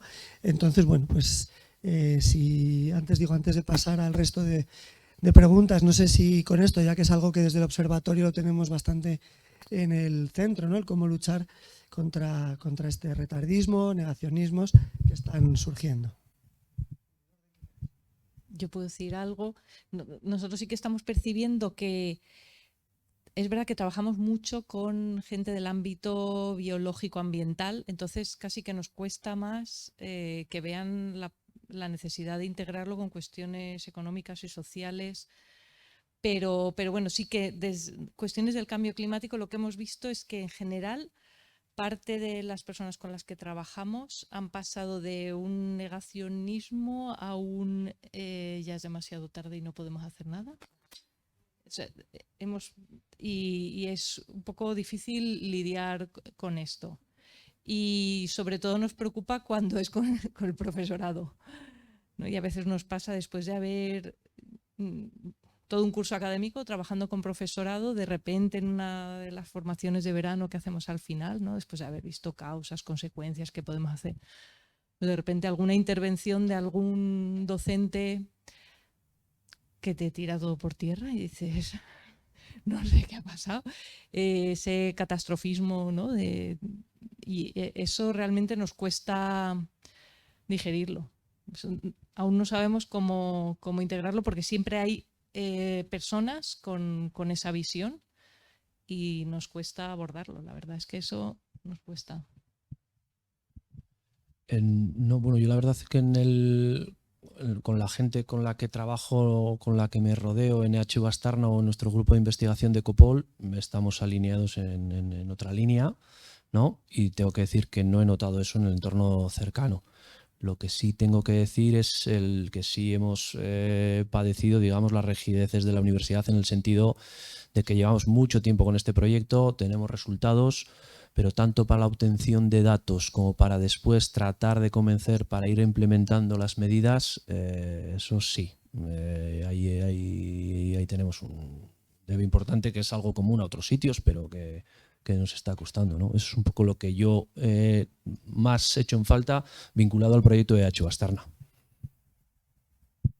Bueno, a mí me ha venido a la mente una alumna que hace escasos días me preguntaba lo mismo. Me decía, joder, Unai, por situarnos, una alumna del grado de Educación Social, ahora estamos trabajando en una asignatura que es Educación para el Desarrollo Sostenible, en la que se encuentran con un panorama, ¿no? Como el que tenemos de 0 a 100, ¿no?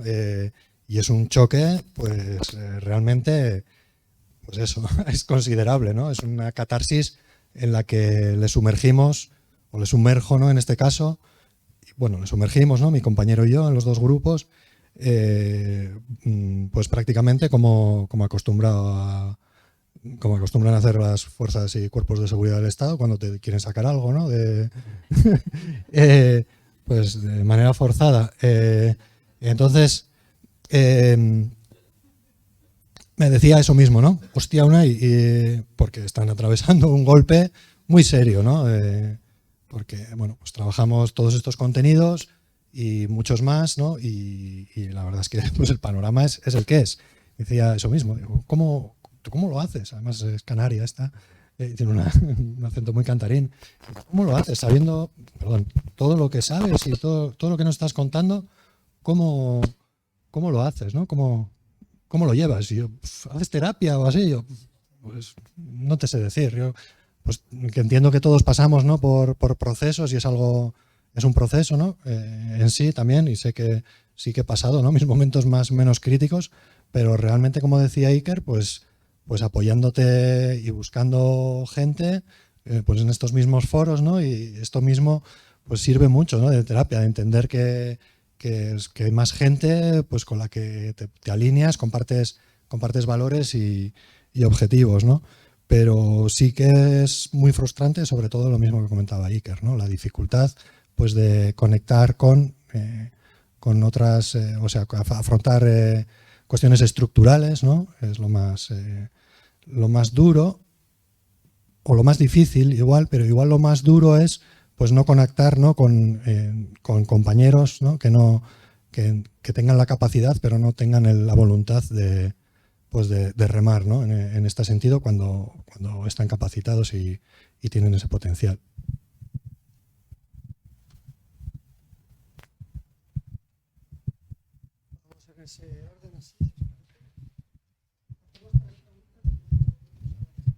Bueno, nada, no, perdón por llegar tarde, estaba despidiendo a mis alumnos, última clase, y tuvimos meditaciones y esas cosas también. Nada, yo solamente quería consultaros una cosa o comentar una cosa. Yo creo que desde este espacio mental, racional, occidental, antropocéntrico, con estos datos, efectivamente, salimos de ahí y mira, me voy a tomar 3 cañas y me da todo igual, ¿no? Porque efectivamente yo creo que necesitamos una aproximación, y lo voy a decir así, emocional, espiritual, que necesitamos corporal, abrirnos a otro tipo de conocimientos, a cultivar la compasión, la esperanza, la conciencia, independientemente de la realidad como sea, y que para eso necesitamos una cosmovisión diferente, una conexión con otro tipo de conciencias corporales, espirituales, emocionales, entender cómo funcionan también nuestros egos, nuestros traumas, nuestras necesidades, y creo que sí que necesitamos salir de este espacio, digamos, tan mental en el que nos hemos construido desde la modernidad. Y quería saber qué opinabais sobre eso. Muchas gracias. Sí, vale, le doy. Bueno, totalmente de acuerdo, ¿no? Que es también un poco lo que en la primera charla hemos visto, ¿no? Esto que comentas, ¿no, Olga? Ante esta, ¿no? Ante esa desesperanza o directamente pues conectar con lo emocional, a mí me ocurre mucho con los estudiantes, pero también en mi vida, ¿no? Como soy vegetariana, siempre que hay como un decrecimiento, una reducción en el consumo, veo que mucha gente lo ve como una renuncia, ¿no? Como que estoy renunciando a algo, como algo negativo. En mi caso concreto es un alivio, ¿no? Es quitarme un peso de encima. Entonces, ¿cómo poder comunicar que el como ser coherente o sea, que no siempre, que el salirse, ¿no? El transgredir, como decía Bell Hooks, ¿no? El salirse no tiene que ser algo negativo, una renuncia, algo costoso, sino algo que te alivia, que te quita mochila, ¿no? Y eso es verdad que lo dices, pero habría que ver de qué manera lo podríamos experimentar, ¿no? O sea, hacerlo más experiencial para que no sea simplemente algo que te digo y que no te lo vas a creer porque me encanta el jamón, ¿no? Y pues...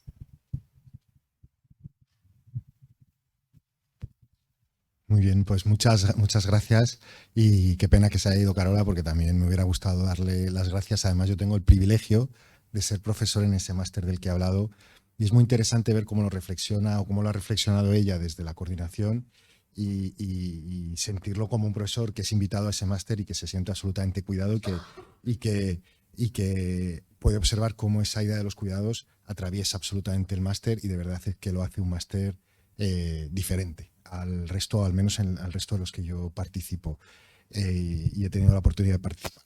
Y quería, bueno, plantear alguna pregunta, yo creo que algunas más a Unai, Iker, y luego otra pregunta muy personal a Olga, que a ver si quiere contestarla, ¿no? Tranquila, que no es nada grave. Pero la reflexión sobre el trabajo de investigación y luego la posterior aplicación del trabajo de investigación me parece súper interesante y ya os vamos a pedir hueco en vuestras agendas para que nos lo contéis en profundidad porque yo creo que para nosotros es clave ese trabajo. Lleváis mucha trayectoria. Y ahí me ha preocupado mucho lo que, no por nuevo o por inesperado, pero sí por por reiterado lo que ha dicho hace poco Iker, ¿no? De la dificultad para trasladar a la práctica política dentro de la universidad lo que desde la propia universidad se está investigando. Es decir, es toda una paradoja, ¿no? Esto es más normal que pase en la política, ¿no? Ese no diálogo entre ciencia y política, pero llama mucho la atención que nuestros propios resultados científicos no son asumidos por nuestras propias instituciones. Esto en ciencia política lo tenemos bastante identificado, ¿no? Y podemos identificar algunas inercias institucionales, administrativas, que están siendo muy resistentes en la toma de decisiones. Pero yo quería plantearos, o preguntaros, mejor dicho, ahora Iker de forma un poco sutil ha dicho que a lo mejor se abre un espacio de oportunidad. No sé si el nuevo rectorado será más proclive o no, pero ¿dónde ubicáis las principales resistencias? Porque esto es algo que nos preocupa mucho en el observatorio.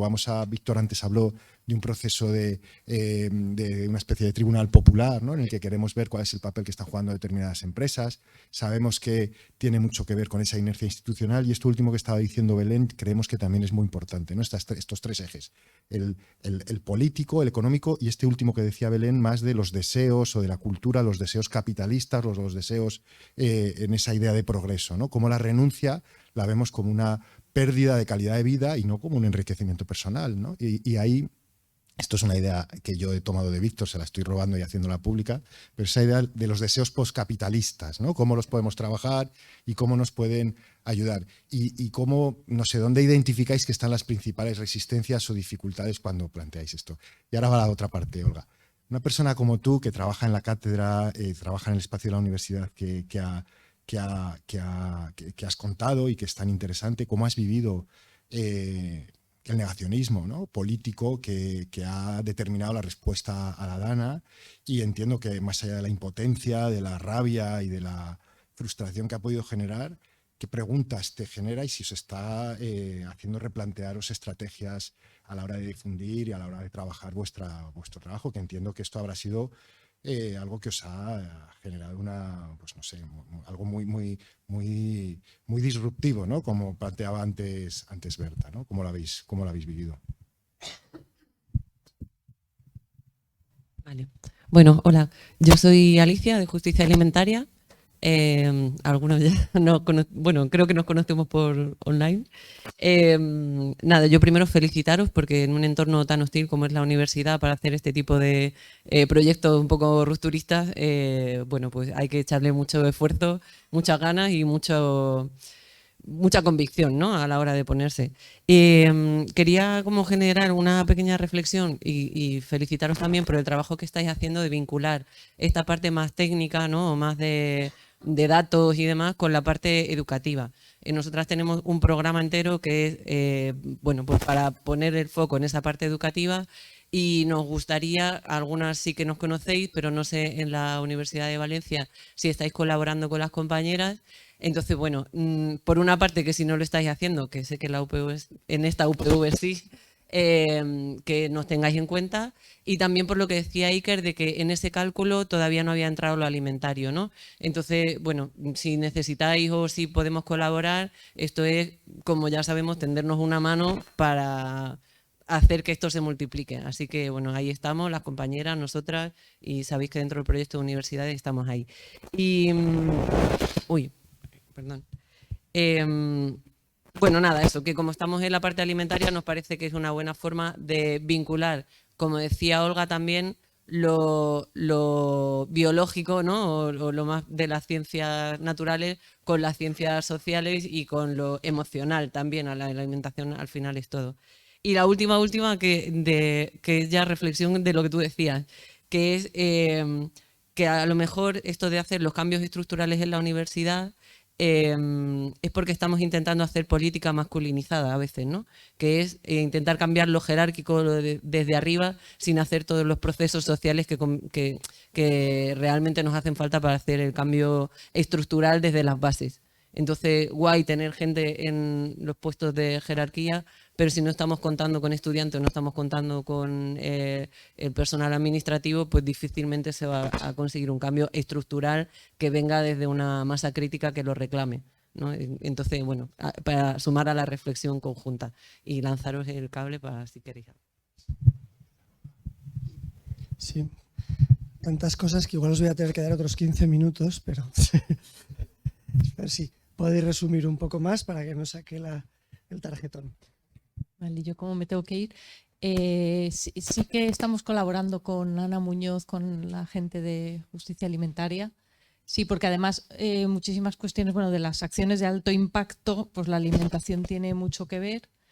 Y como trabajamos mucho con secundaria y es un momento en el que las personas empiezan a tomar decisiones de alimentación y de consumo, estamos trabajando mucho alimentación y moda rápida. O sea, son las dos grandes temáticas que estamos trabajando con secundaria. Entonces, sí, creo que sois aliados estratégicos. Bueno, con relación a lo que habíais comentado por ahí, o sea, las cuestiones emocionales son básicas, pero yo soy un poco como Jane Goodall, que dice la situación es catastrófica, pero yo cada mañana me levanto con el convencimiento de que esto lo podemos revertir, ¿no? Y de hecho, una de las concepciones erróneas relacionadas con el cambio climático que hemos añadido a nuestro listado enorme es la irreversibilidad. Entonces, esta lo trabajamos conscientemente porque también hay personas que se instalan en, bueno, esto no tiene marcha atrás. Y ahora con la Dana, y conecto un poco con esto, los ánimos están muy, muy decaídos. Y es que la gente, gran parte de nuestro alumnado está afectado directamente o indirectamente. Hemos pasado unas encuestas, yo las he pasado, y la mitad del alumnado que tengo tiene alguien relacionado que ha perdido cosas, personas. Entonces realmente la parte emocional es esencial. Entonces lo que también la literatura científica dice es que entrando en acción se sale de esa apatía en la que te quedas como paralizado, ¿no? Sabiendo qué pequeñas cosas puedes hacer, por pequeñas que sean, pues es como funcionas, ¿no? Porque realmente se te hace bola, ¿no? Una cuestión tan grande, pues hay que tener la visión global, pero bueno, yo como individuo, ¿qué puedo hacer a nivel de colectividad? Y eso lo trabajamos mucho y para ellos es muy, muy estimulante el saber pues que una decisión, o sea, cada decisión de consumo pone en marcha una maquinaria que me está haciendo a mí más feliz. Sí, no, trabajamos mucho esas cuestiones emocionales. De a mí en realidad, ¿qué es lo que me hace feliz? ¿Son estas decisiones de consumo? No, ¿podría prescindir de ellas? Eso que pensaba que era mi derecho, que yo tengo que poder. Entonces, por eso trabajamos mucho también con el profesorado de filosofía, las cuestiones de responsabilidad, de las emociones. O sea, empezamos hablando del cambio climático y de gases de efecto invernadero y de las capas de la atmósfera y al final acabamos hablando de las decisiones del día a día y de las emociones. Y bueno, en el caso de además poder hacerlo en un espacio verde, en un espacio agradable, yo creo que ayuda, porque no es un tema que sea súper satisfactorio. Entonces, bueno, darle la vuelta y decir, bueno, pues conservando la biodiversidad, que aparte la disfrutamos, pues se puede hacer. Me voy. Pues muchísimas gracias por la participación, Olga. Pues mientras están las despedidas.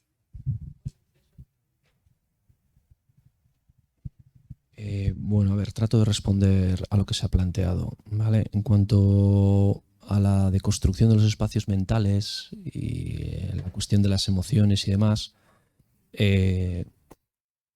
¿vale? Y la espiritualidad, sí, ¿no? Estamos ahí. Ah, sí. Sí, estoy de acuerdo en que tenemos que deconstruir mucho y tenemos mucho por hacer. Yo, desde mi punto de vista más personal y viendo en lo que yo puedo aportar a todo esto, sí, y he reflexionado sobre eso, yo creo que es desde donde yo personalmente lo puedo hacer, ¿no?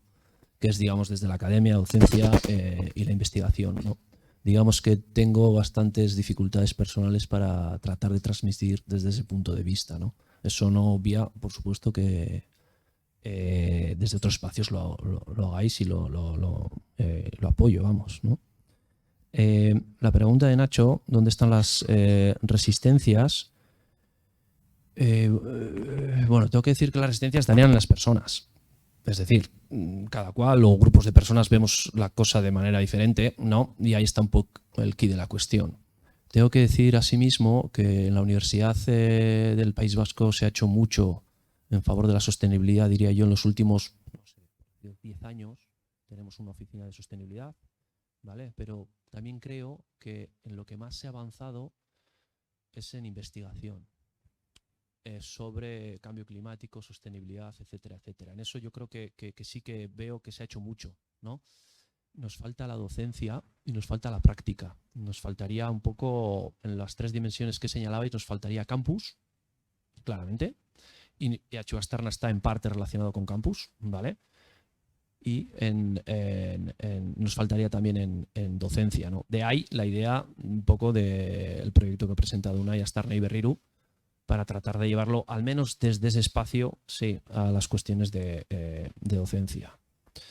Las restricciones, puede haber restricciones económicas, puede haber restricciones políticas, reflexionamos sobre eso y lo que yo he denominado antes barreras a la implementación, tratamos de acercar esos modelos que nosotros hemos, o esos escenarios que hemos modelizado, y decir, vale, eso está bien, pero para llevarlo a la práctica, ¿cuáles son las dificultades, ¿no? Y hablamos de barreras internas, de barreras externas y de barreras personales, y luego del tema económico, ¿no? Y tenemos ahí una aproximación, pero no tendría ahí una respuesta, ¿no? Y en la cuestión de los deseos poscapitalistas, o sería la tercera dimensión, la de los discursos, que más o menos tenéis identificada, ¿no? Pues yo, en este caso en concreto, más allá de estos proyectos, digamos que son como muy centrados en cuestiones específicas, yo al menos y en mi equipo o en el grupo de investigación en el que yo estoy, tenemos otros espacios donde tratamos de, sí, ir elaborando también en esa línea. De este, al menos del IHU Aztarna, generar un discurso de transformación, al menos lo veo más limitado, ¿no? Bueno, eso es un poco, creo que si me dejo algo me decís, pero creo que he intentado responder un poco a bueno, lo que decía Alicia, ¿no? El cambio estructural desde la base, ¿no? El tema de la alimentación nos quedaba pendiente, ¿no? Lo he puesto al inicio y por eso cuando digo que ahora queremos hacer un nuevo inventario, decimos, nos falta la alimentación, nos falta la alimentación. En la herramienta ya la tenemos incorporada, ¿vale? Pero nos falta hacer el cálculo de alimentación y bueno, estamos en contacto con gente de la uni porque queremos hacerlo de la uni a través de los servicios de comedores, etcétera, etcétera, a ver si obtenemos esa información. En el cálculo de herramienta ya está, porque cada cual ya puede introducir cuáles son los alimentos que toma día a día, ¿vale? Y vamos contra una base de datos y eso nos da una serie de impactos, ¿vale? Que es lo que tenemos y sí podemos estimar. Y aprovecho para decir que parte importante, cuando hemos introducido alimentación, parte importante de los impactos van por alimentación. Que eso no estaba reflejado en lo que antes hemos visto, ¿no? Entonces, bueno, eso.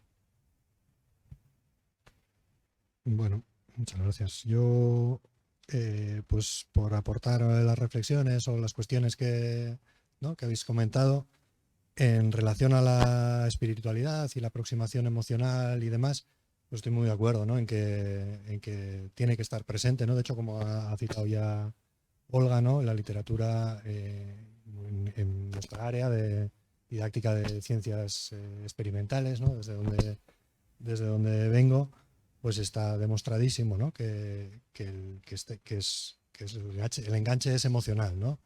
Y desde luego que es algo a integrar, pero es algo a integrar y de alguna manera instrumentalizar, ¿no? para esa transformación, ¿no? para que ese aprendizaje sea significativo, ¿no? y sea movilizador, ¿no? que es lo que necesitamos. De hecho, en línea con lo que comentaba Berta, ¿no? Con el paradigma relacional y demás, a mí me venía a mente, pues desde nuestra área de investigación, ¿no? En cuanto a educación para la conservación de la biodiversidad y demás, ¿no? Pues está demostradísimo, ¿no? Cómo es la experiencia, ¿no? Y la experiencia y el enganche emocional, ¿no? Lo que nos une y lo que nos hace, pues eso, estudiar biología, ¿no? Como es mi caso también, ¿no? Aquí me descubro.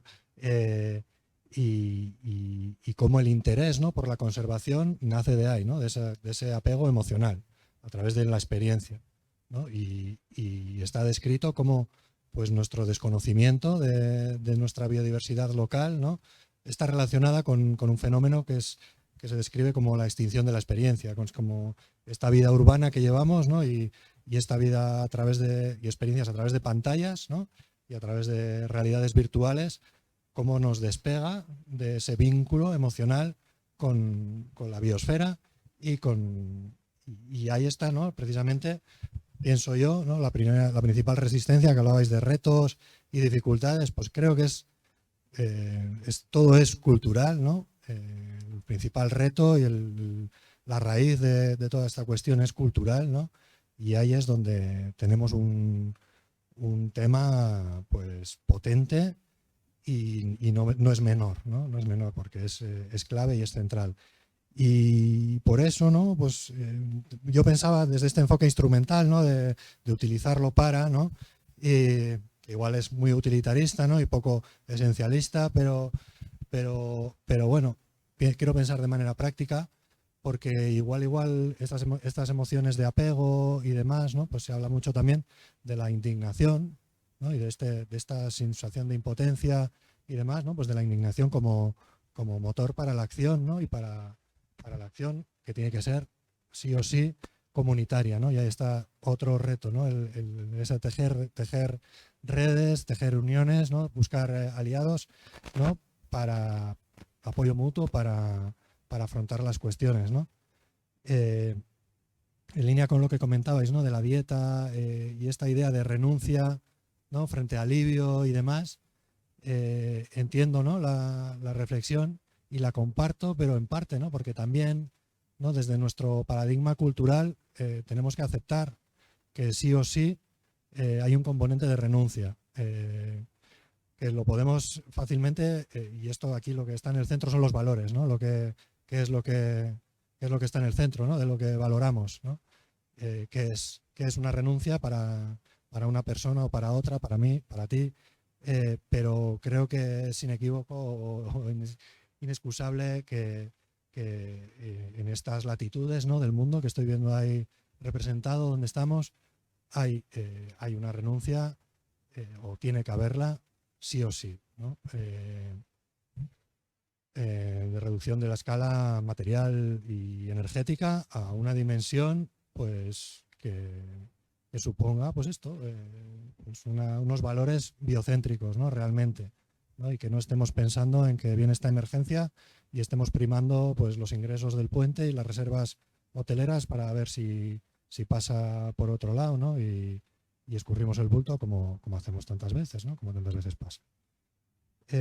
Y por eso, un poco hilando con la reflexión de Nacho, las resistencias y las dificultades, pues hemos mencionado aquí las cuestiones estructurales y demás, pero yo lo que pienso es que en la raíz de esas dificultades estructurales pues está realmente una cultura, ¿no? Y una concepción, ¿no? del mundo pues propia, ¿no? Como habéis descrito muy bien, y ahí está, ¿no? La transformación, yo creo. Que no es un reto menor y que, bueno, pues yo tengo mi esperanza y espero también que las situaciones, ¿no? Y un poco esta idea de que a la fuerza ahorcan, pues sea eso, ¿no? Lo que nos lleve a la acción, ¿no? Porque bueno, ya la educación ambiental lleva 50 años cacareando todo esto y bueno, pues el efecto pues ya lo estamos viendo, ¿no? Ya sabemos cuál es la realidad y está más que estudiado, ¿no? Cuáles son las claves. Entonces, bueno, eso, sin más. Y Alicia, por compartir, pues bueno, decirte que sepas que ayer mismo compartí con mi alumnado el enlace al curso, que está muy bien, la verdad que es calidad, es muy recomendable. Yo solo he podido hacer 2 de los módulos, pero bueno, tengo el compromiso de entrarle algún momento, sí, porque me parece que tiene una calidad, chapó. Y mira, ayer mismo hablábamos de estos temas, de estas cuestiones y compartí y les animé a participar, así que a ver si poco a poco, pues bueno, vamos sembrando. Nada, gracias a vosotros. Pues si os parece, yo creo que cerramos aquí, que ha sido un día largo. No me resisto a hablar con el tema de la renuncia. Recuerdo un amigo que me decía, es que los ecologistas lo queréis solucionar todo con prohibiciones, cuando podéis dar incentivos. Yo decía, bueno, digo, es como si me da un incentivo económico por no matar a alguien, ¿no? Pues de igual manera, igual se podía ver como hay cosas que tenemos integradas que una agresión a la biosfera sigue siendo una agresión y, bueno, no tanto una prohibición o una renuncia, sino algo parte de la ética, ¿no? Bueno, pero ya para cerrar, decíais el tema del enganche emocional. Yo decir que me voy de aquí, pese a que el día ha sido largo, con bastante subidón y alegría. Creo que ha sido un día bonito, además ha quedado grabado para que se pueda ver en más ocasiones. Y bueno, el reto quizá que tenemos es ver cómo todas estas iniciativas somos capaces de entrelazarnos, que hay muchas que ya estáis, no quiero decir que esto partamos de cero, que no sería justo, pero sí, bueno, creo que es el reto, ¿no? Se han citado un montón de autoras hoy, sobre todo, y me voy a citar autoría colectiva de La bola de cristal del Sola no puedes, con amigas sí, que me parece la mejor de las frases y probablemente la más revolucionaria, y bueno, pues con ese reto a enlazarnos y a relacionarnos, como nos proponían hoy dentro de este marco relacional, pues nos emplazamos a seguir conspirando juntos y juntas en futuras ocasiones. Muchas gracias.